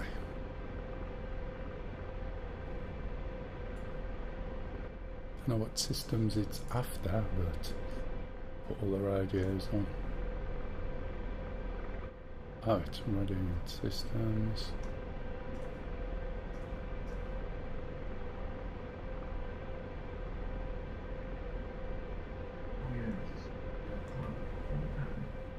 You squished him. No, he's still over there. I've got distracted.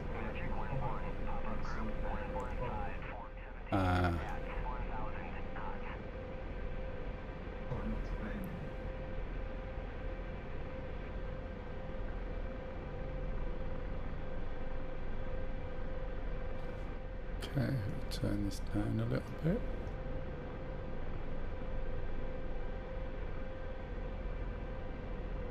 I need to turn this on, which I haven't done yet, so I can align the iHads. As I said, I am just jumping into this just so I can test something for Sham.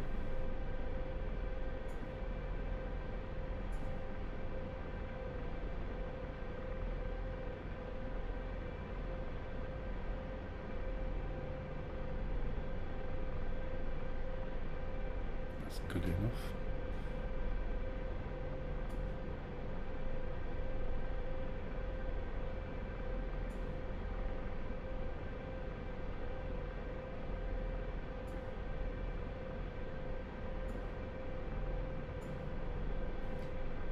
Need ASC on. Fixed Right, wing. lots of 4 messages o'clock, now. Searching. Fixed wing. 12 o'clock. Searching. Right. Don't need the APU. So I'm not sure what systems this is waiting for yet. Not too much for me to do, I don't think. I'm not going to fly this as such.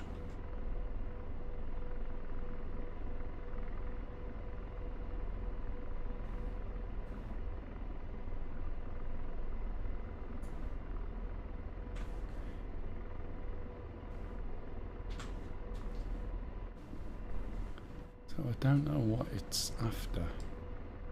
We'll jet off now, guys. It's going a bit warm ahead. Yeah, right, matey. Carry on knocking from the Twitch. Cheers, guys. Right, see ya. Radar. Right, so I'm not 2 paying o'clock, attention searching. now. Rapier. 1 o'clock. Searching. Unknown. 2 o'clock. Searching. Radar. 11 o'clock. Just going over here possibly to get 10 some o'clock. Searching. Radar. ammo. 12 o'clock. Not that it Searching. matters, but Radar. 2 o'clock. Searching. Radar. 1 o'clock. Searching. I'm pilot safely back in the Athens, drinking tea and eating sausage rolls. very English that is, isn't it? Yeah. So they have learnt something after all these years then. Well, you know, Cyprus is a holiday destination for lots of Brits. Never been over there, is it good? I've never been myself. Went to that Barbie I went to the other week. He's a Greek Cypriot, and didn't ask too much about it. It's just that the food was good. It looks now like you're on the same thing with me, with George. You can't get into anything, can you? So it just says ready systems. Yeah. It should have all the stuff you can do around the edges of it, shouldn't it? It should once the systems are ready. But what I was thinking is, what does it mean by ready systems? I thought, what systems does he want? You know, it's building it. Start arming stuff by doing long forwards and such like that. You can't do anything with them. There's no options to do anything at all, though. But the Right. single- yeah, if you go to single player, it's fine, so. So I assume it's disabled within the mission. Right, so if are you still in a chopper? Are you in the game? Yeah, okay, now. Oh man, I knew it. Yeah, so it's probably what is right. I don't think there's anything else changed. As you said, it all works in single player. It's just been set up so that you can't use George with a person. Yeah, possibly.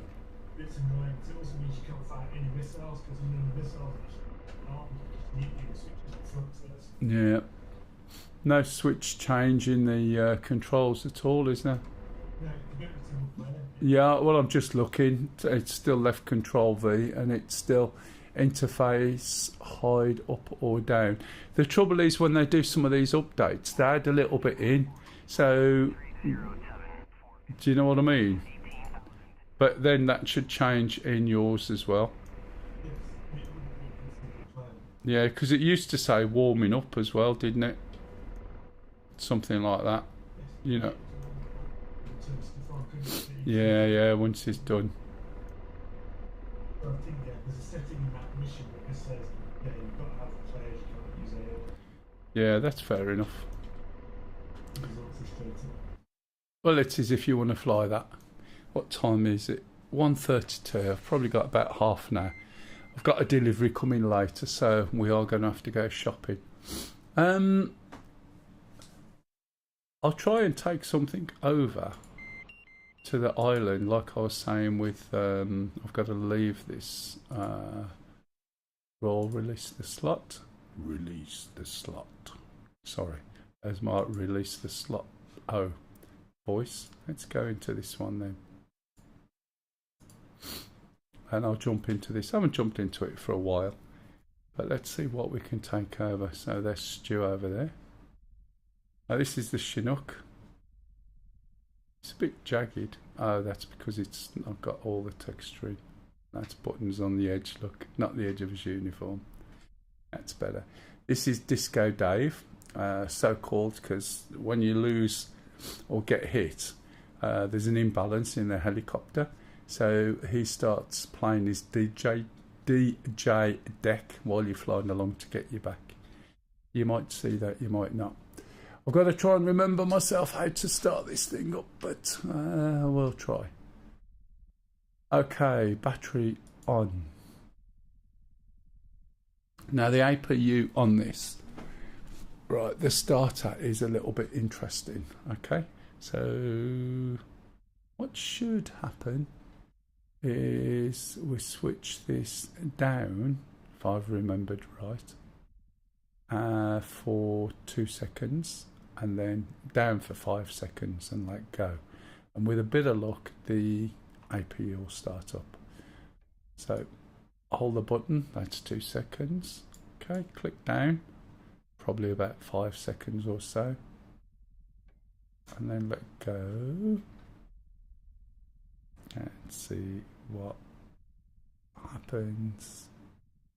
It is 2 seconds and 5, isn't it, Stu? What's that? APU start on the Chinook. Are you? You're not automatically, are you? No, I usually count about 5 seconds myself.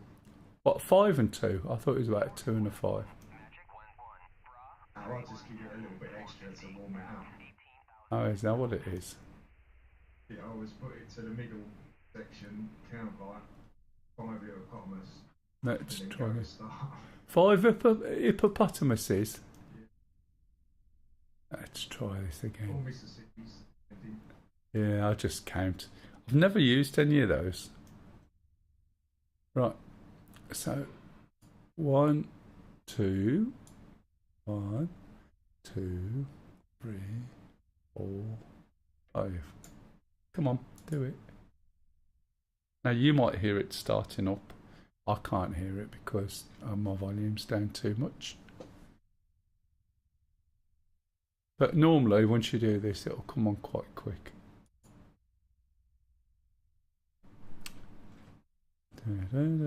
Doesn't look like it's going to though, does it?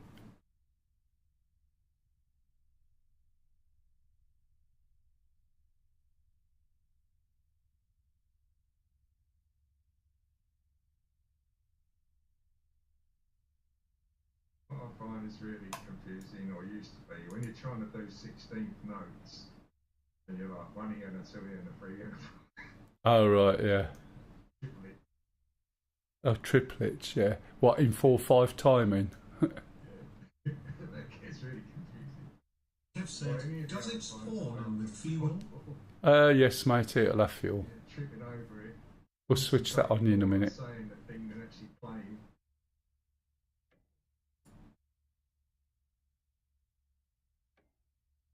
Of course, it could always be 5 and 2, not the other way round. But as I said, it's been a short while since I've actually tried to start it.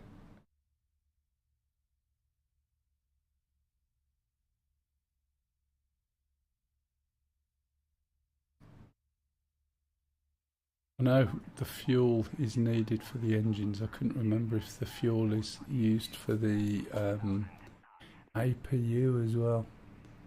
I forget. It's got some battery power. The trouble is they keep updating bits and you never quite know where it is.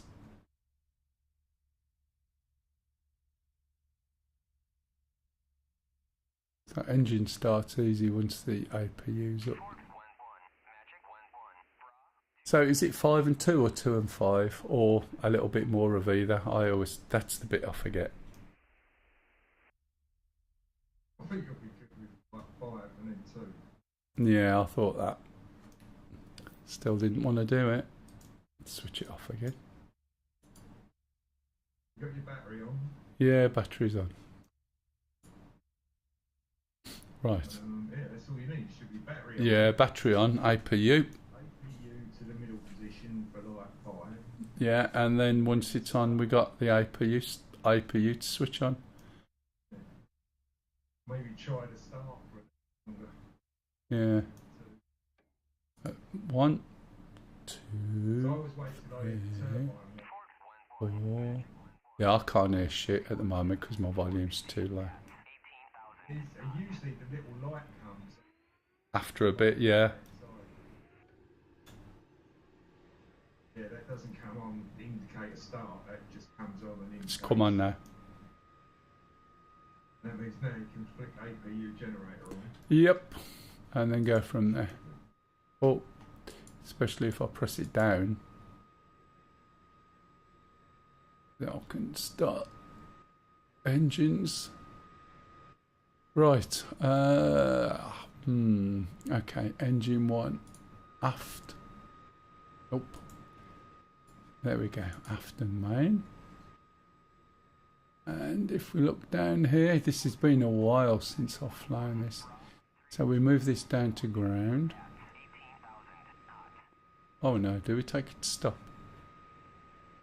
Yeah, down to ground. That makes sense, doesn't it? And then here's the starter. So we press that and look down here. We look over there. When that little yellow number gets to 12, we let go. There we go. And like everything else, eventually we'll get rid of all of these if I can remember what the buttons are. Or, you know, the order of the controls. As I said, I haven't flown it for a while, so I've forgotten. Well, let's have a look. Where is it up to? 55, that's fine.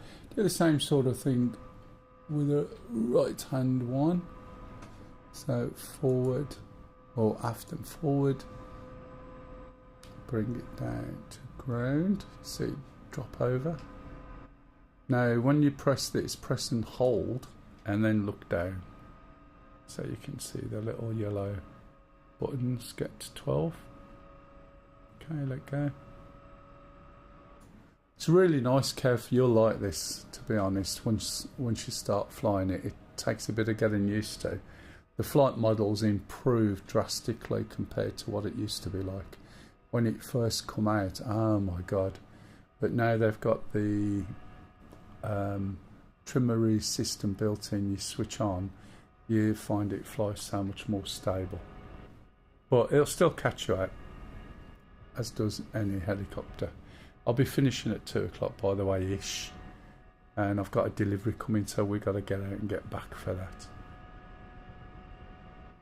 And hopefully I'll get it ready later, ready for tomorrow. We was going to go out and I wasn't going to bother, but the delivery times are between 5 and bloody 7. Right, okay.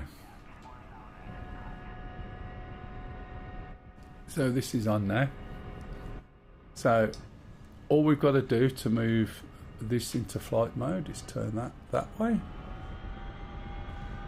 Turn that way, and you'll hear the engines starting to roar a bit. There's a button over here somewhere I needed to do, but I've forgotten what it is. So I'm going to put generator 1 on, generator 2 on. I'm going to put backup battery power on. There was a button which I've seen you can switch on, more for procedure, which is the transfer feed, and then you switch it off again after, I believe. But I don't think it's doing anything particular at this moment in time. So we've got all the screens on.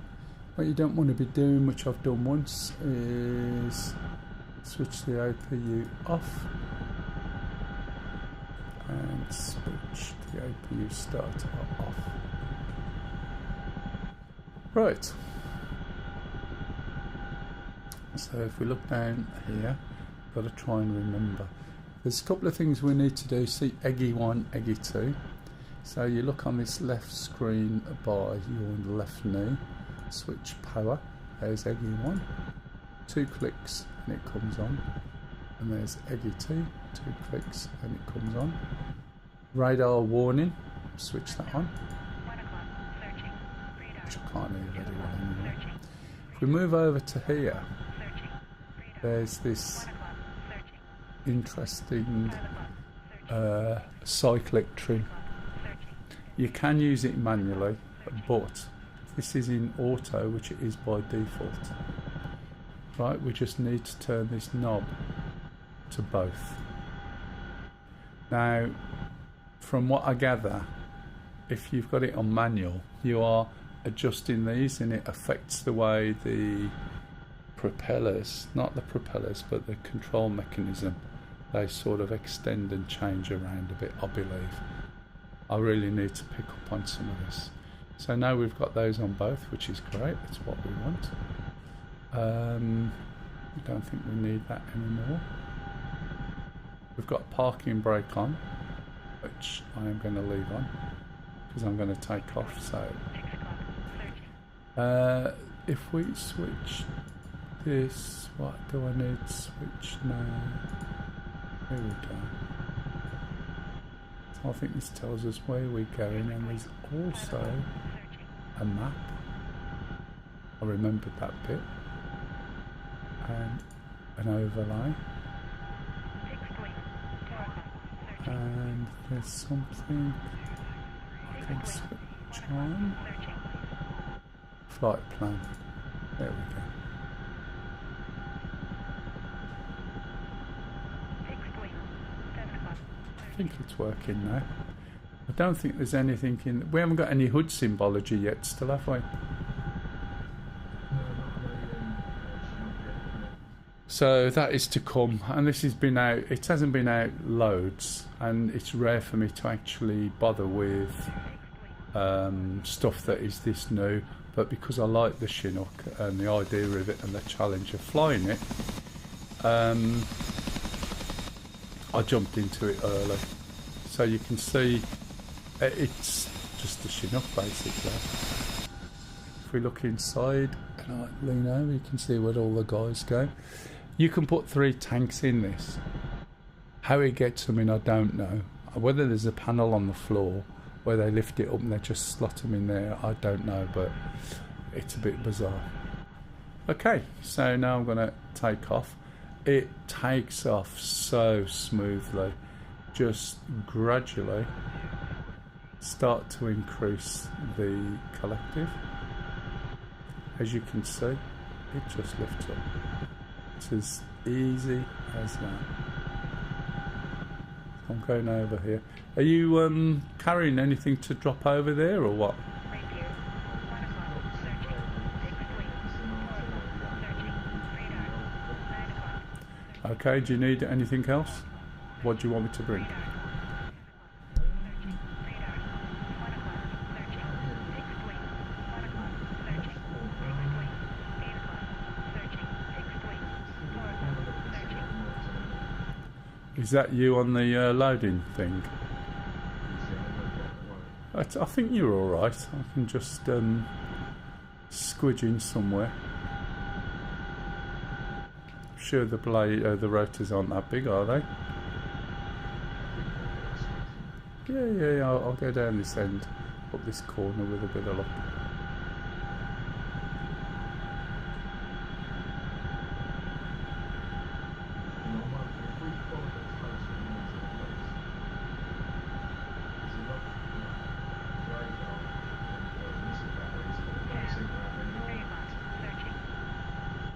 Alright. Fixed wing. 8 o'clock. Searching. Radar. 2 o'clock. Searching. Yeah, I haven't got too much time. I might be able to do a run if I'm lucky. Searching. Unknown. 7 o'clock. Searching. Makes a change having something different to do, doesn't it? Fixed wing. bags of room. Just hope I'm close enough. Now this thing will catch you out. The chances of you going into a VRS on this is immense, and the more weight you've got, I'm going into one now by the feel of it. The amount of when you've got weight on, it just drops like a brick when you're coming to land sometimes. So you really have to be careful coming down, especially coming down like this, how I am. So it might be a little heavy. You alright, cock? Really? Are you going too hot? Are you had enough?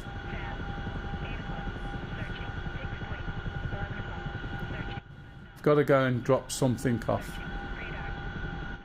What did you say you wanted, Bradley? See if I can get them. Just 3.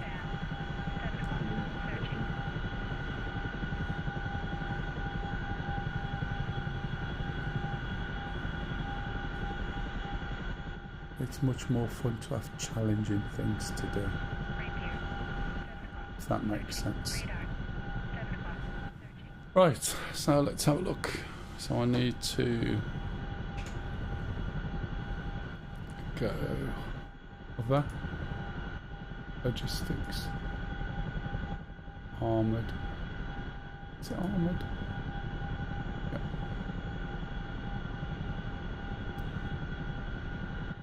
Oh, too far away. No, you're right. This bags of room. It's just that I'm a little bit further over than I need be. That's all. You stay where you are.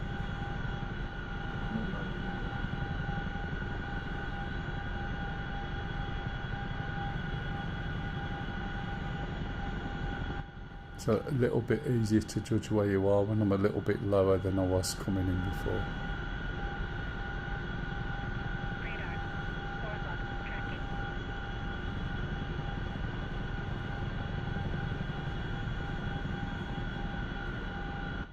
Now, somebody asked a question, didn't they? Sorry about that.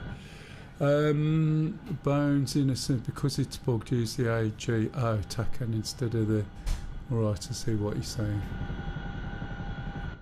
Does it spawn in with fuel? Yeah. Hello, just bought F-16D. I really like the plane, but it's hard for me to get to know to play. Yeah. Go and have a look. I'm sorry, Savage, if you've gone by now. Go and have a look at what time was that? 1:52. That's fine. Go and have a look at something called Chuck's Guide. So Google CHUCKS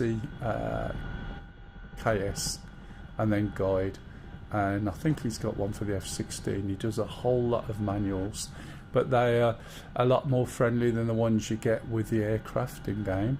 He'll have pictures and references and startup procedures and how to do weapons and stuff like that.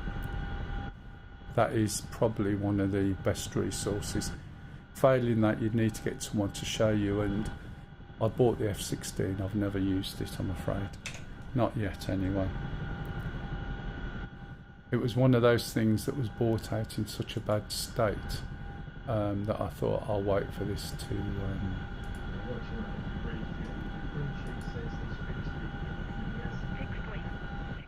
Bit of a lie, I'm not going to refuel.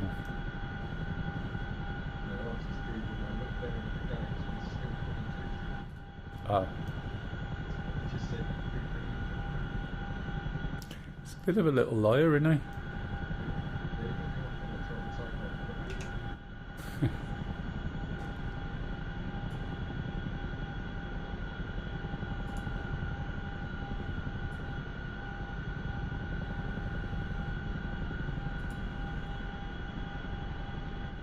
If I look round, where's it gone?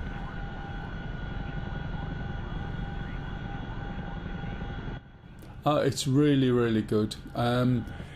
If the F-16 wasn't because you thought you'd just buy it anyway, you know, random plane, then I would have advised the F-18 because you get more bang for your buck. It's a little bit easier.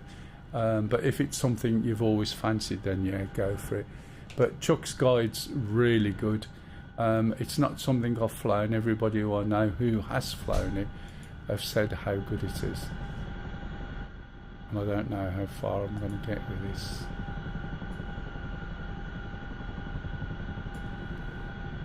Because you could hear my my AI helper is sort of getting ready. So we've just picked up £11,982. Right. So we're going down to Larnaca way, are we? Yep, I'll just have a look on the map to see if I can spot a safe place so we can land. Yeah, because what I was going to say, there was an SA-15 down there, which is what took me out. Yeah. I think. There's quite a lot in there, to be honest. Yeah, so if we was to fly before, let me look at the name of that little town. There's Larnaca on the coast. If that Come back towards Larnaca, I was thinking maybe where the front line is, right about there. I just can't see where you put. I can see our stingers. Yeah, that where we've got a stinger guy. Go east from there, past the red dotted line that says enemy territory. Ah, right. There's another little seesaw pilot. Yeah, you want to go where the seesaw is. Yeah, I think there, and then we'll send the Bradleys round. Okie dokie.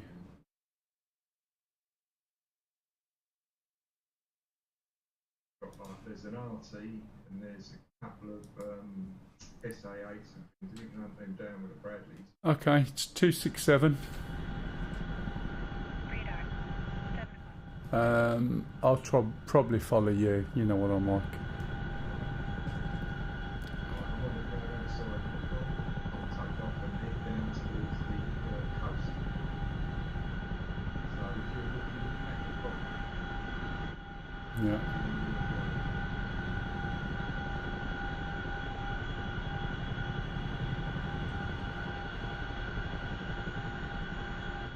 Can't see you at the moment. Yeah, gotcha.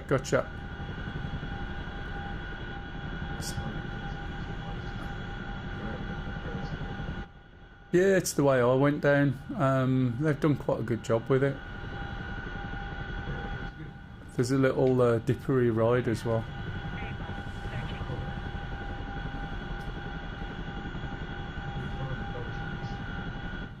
What, you up for it?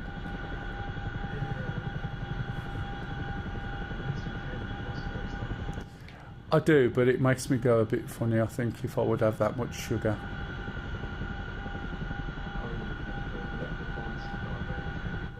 And then you'll make me shit, so, you know, it's win-win, isn't it?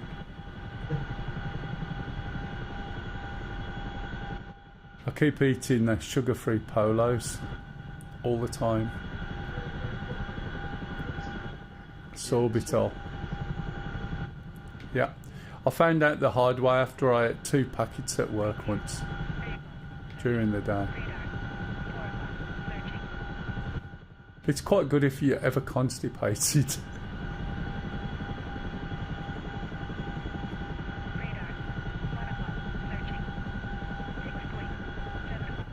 I've just lost you now. You went down into the green. Excuse me.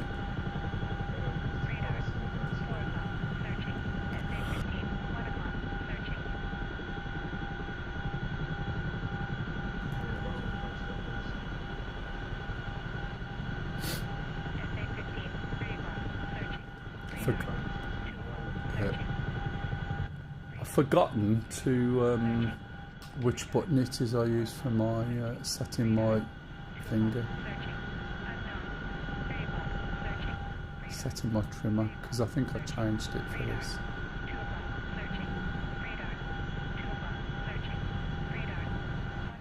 I'm only just round by the roller coaster now, but I saw you come in and then you went down like building size and I missed where you went.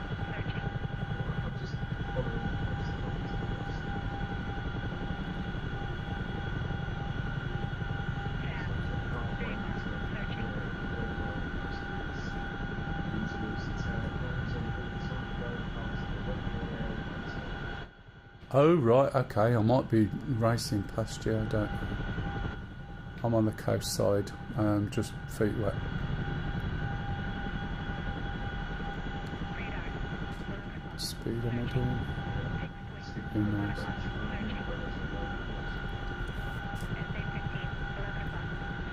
Searching. Just... Oh, they are. No, there we... Now we can hear him again.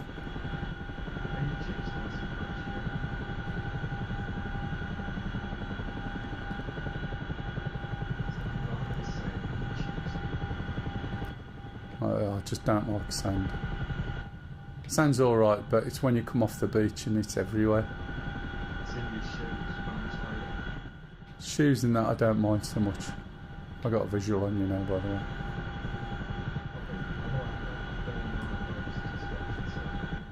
Right, and drive them in.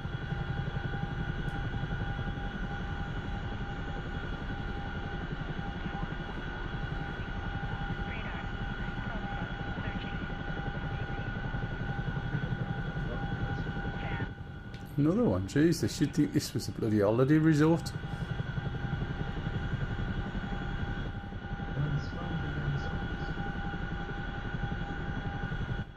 Used to have a lot of customers in Cyprus when I helped my mate out in his shop.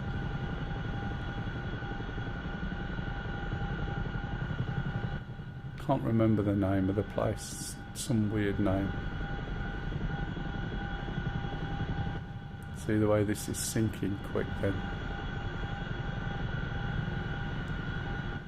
And now I've got down into a harbour.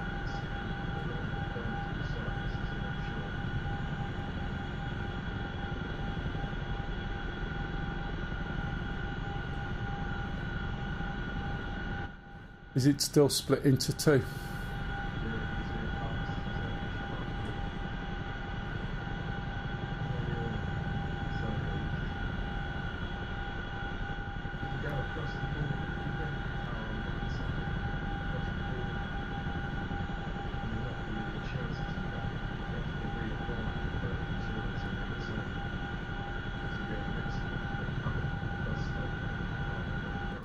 So you rent up to the border and then jump out, then rent another one from the border on?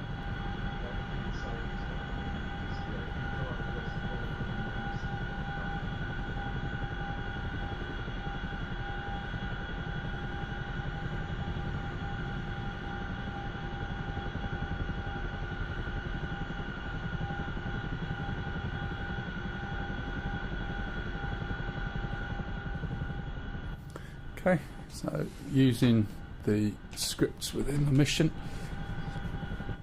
You can do slinging with this, by the way. You can do slinging with any of the helicopters. The trouble is, multiplayer slinging tends to be a little bit odd and buggy sometimes. So there's a tendency for it to be scripted. I like the way it's coming out square on instead of long ways now.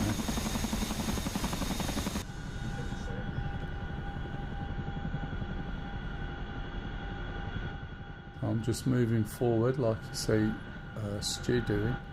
That's because it'll drop the next one and you don't want the crates to land on the one before because they will stack, which is not great.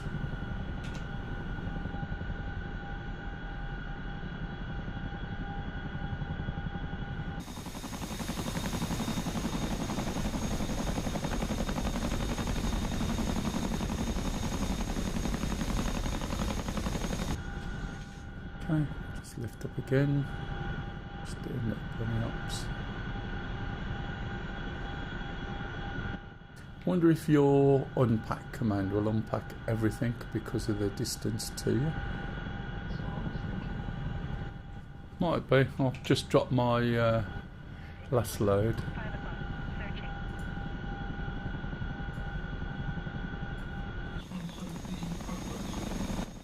Searching. I don't think it's dynamic, unfortunately. But to be honest, today was more of a let's have a look at the mission because we haven't used it before. give it a shout, Stu, see what happens.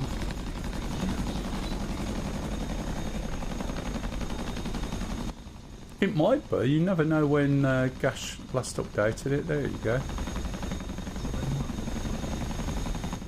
That'll be interesting. So basically we've dropped them down here. See them all on the map. And if you've got combined arms, I can see them all. Yeah. Oh, do you know what? Go on. We haven't gone far enough. Oh well, never mind. Yeah, I'm getting that group down the bottom. It's 2.6 nautical miles from Yeah. That's fine. Just get them on the road. There's a main road just above where we are. Send them. You can send them either way. It hooks up to that main road. However, the roads to the left down the coast in the direction we're going, most of those, or the main road, will go over the main road. So you have to keep an eye open because there's a little road that hooks onto the main motorway. Yeah, I see it. And there's a bridge from some of these side roads. Anyway, you control them. Yeah, I'll have to despawn the helicopter and get into the commander. Yeah, I'll have to jump out anyway because, as I said, I'm on a bit of a timer today, unfortunately. Right, everyone, thank you very much for watching. What was that? You on later today, this evening? It depends because I've got a bit of a rejig of all my stuff. So I've got to move monitors around, set Lisa's up, she's having one of them, and change things. So we'll see how far I get. I'll definitely be on tomorrow. And I'll definitely be streaming Star Citizen tomorrow. Okay, right, thanks everyone. So not Savage. Who was it I was talking to? Oh, it was Savage, yeah, sorry. No, I'm not, matey. But I'm an IT person, and as a consequence, I'm a bit of a manual reader and everything else. And I've been flying DCS for years. So the modules I know well. The modules I used to know and haven't flown so much, they've just dropped out. But some of them I've been flying since I started. It depends how often I fly them, really. But I understand a lot of how things work, some of the problems, and the general gist. Some of the guys who come on, there was a guy on earlier on, he's a real pilot, helicopter pilot, for instance. But you just get used to how these things work, and it's practice, and it's hours. I only do about 4 hours now on a Saturday. But I found I can put my footrest down because otherwise my feet and ankles swell up if I sit in my chair for 7 or 8 hours. But now I've got my feet up, I can get away with it sometimes, hopefully. But I used to stream about 7 or 8 hours all the time, and then it was difficult to walk, so I had to modify it. But yeah, put the hours in. If you want to learn helicopters or anything, I'm happy to spend some time with anybody. I'll stream it, of course, because it's nice to see people who can't fly it or fly it as good as someone who's just bought it, because at first it's really difficult. But there's a few tips I can give you that you can do things in helicopters on the first time you fly them that would probably take you a while. You know, it really does accelerate the learning process. Anyway, I'm going to pass you guys on. I'll go and find someone else. So just bear with me. And for the people who are on YouTube, the YouTube stream will stop shortly. Because once I stop doing this, then the YouTube will stop. So I've got an app running that, so just bear with me. We'll go down to DCS. This is one of the biggest things. Look, DCS has got 126 viewers, and it's shameful. So anybody who, even if you're learning to fly, one of the problems you have with DCS is it always looks too complex, too out of reach, and I'll never learn that. So to me, it's always good if when you're learning, you stream it, and don't worry about the number of viewers, just fly. All you've got to do, and people will watch. Do you see what I mean? But it's nice to see people having similar problems to other people, because then they can relate. Otherwise, it seems like too elitist, or, as I said, I'll never be able to do that. And it's everybody should be capable. I've missed a letter out here. I'm going to pass you over now to the Warthog project. And he's back in the Huey. He's got an amazing setup, well worth a watch. And you'll see it's quite different. But the stuff he's built, he's got an A10C cockpit. So if you're into your A10Cs, it'll just blow you away. Right, okay guys, I'm going to pass this on now. No, I'm not. I'm going to press that button first. Turn the volume up so I can speak to him when I'm in. And I'll catch some of you next week. Thank you very much for watching. And I'll pass you over. I don't know. Probably because they're an evil fucking corporation. But I've been told that Cheers guys on YouTube.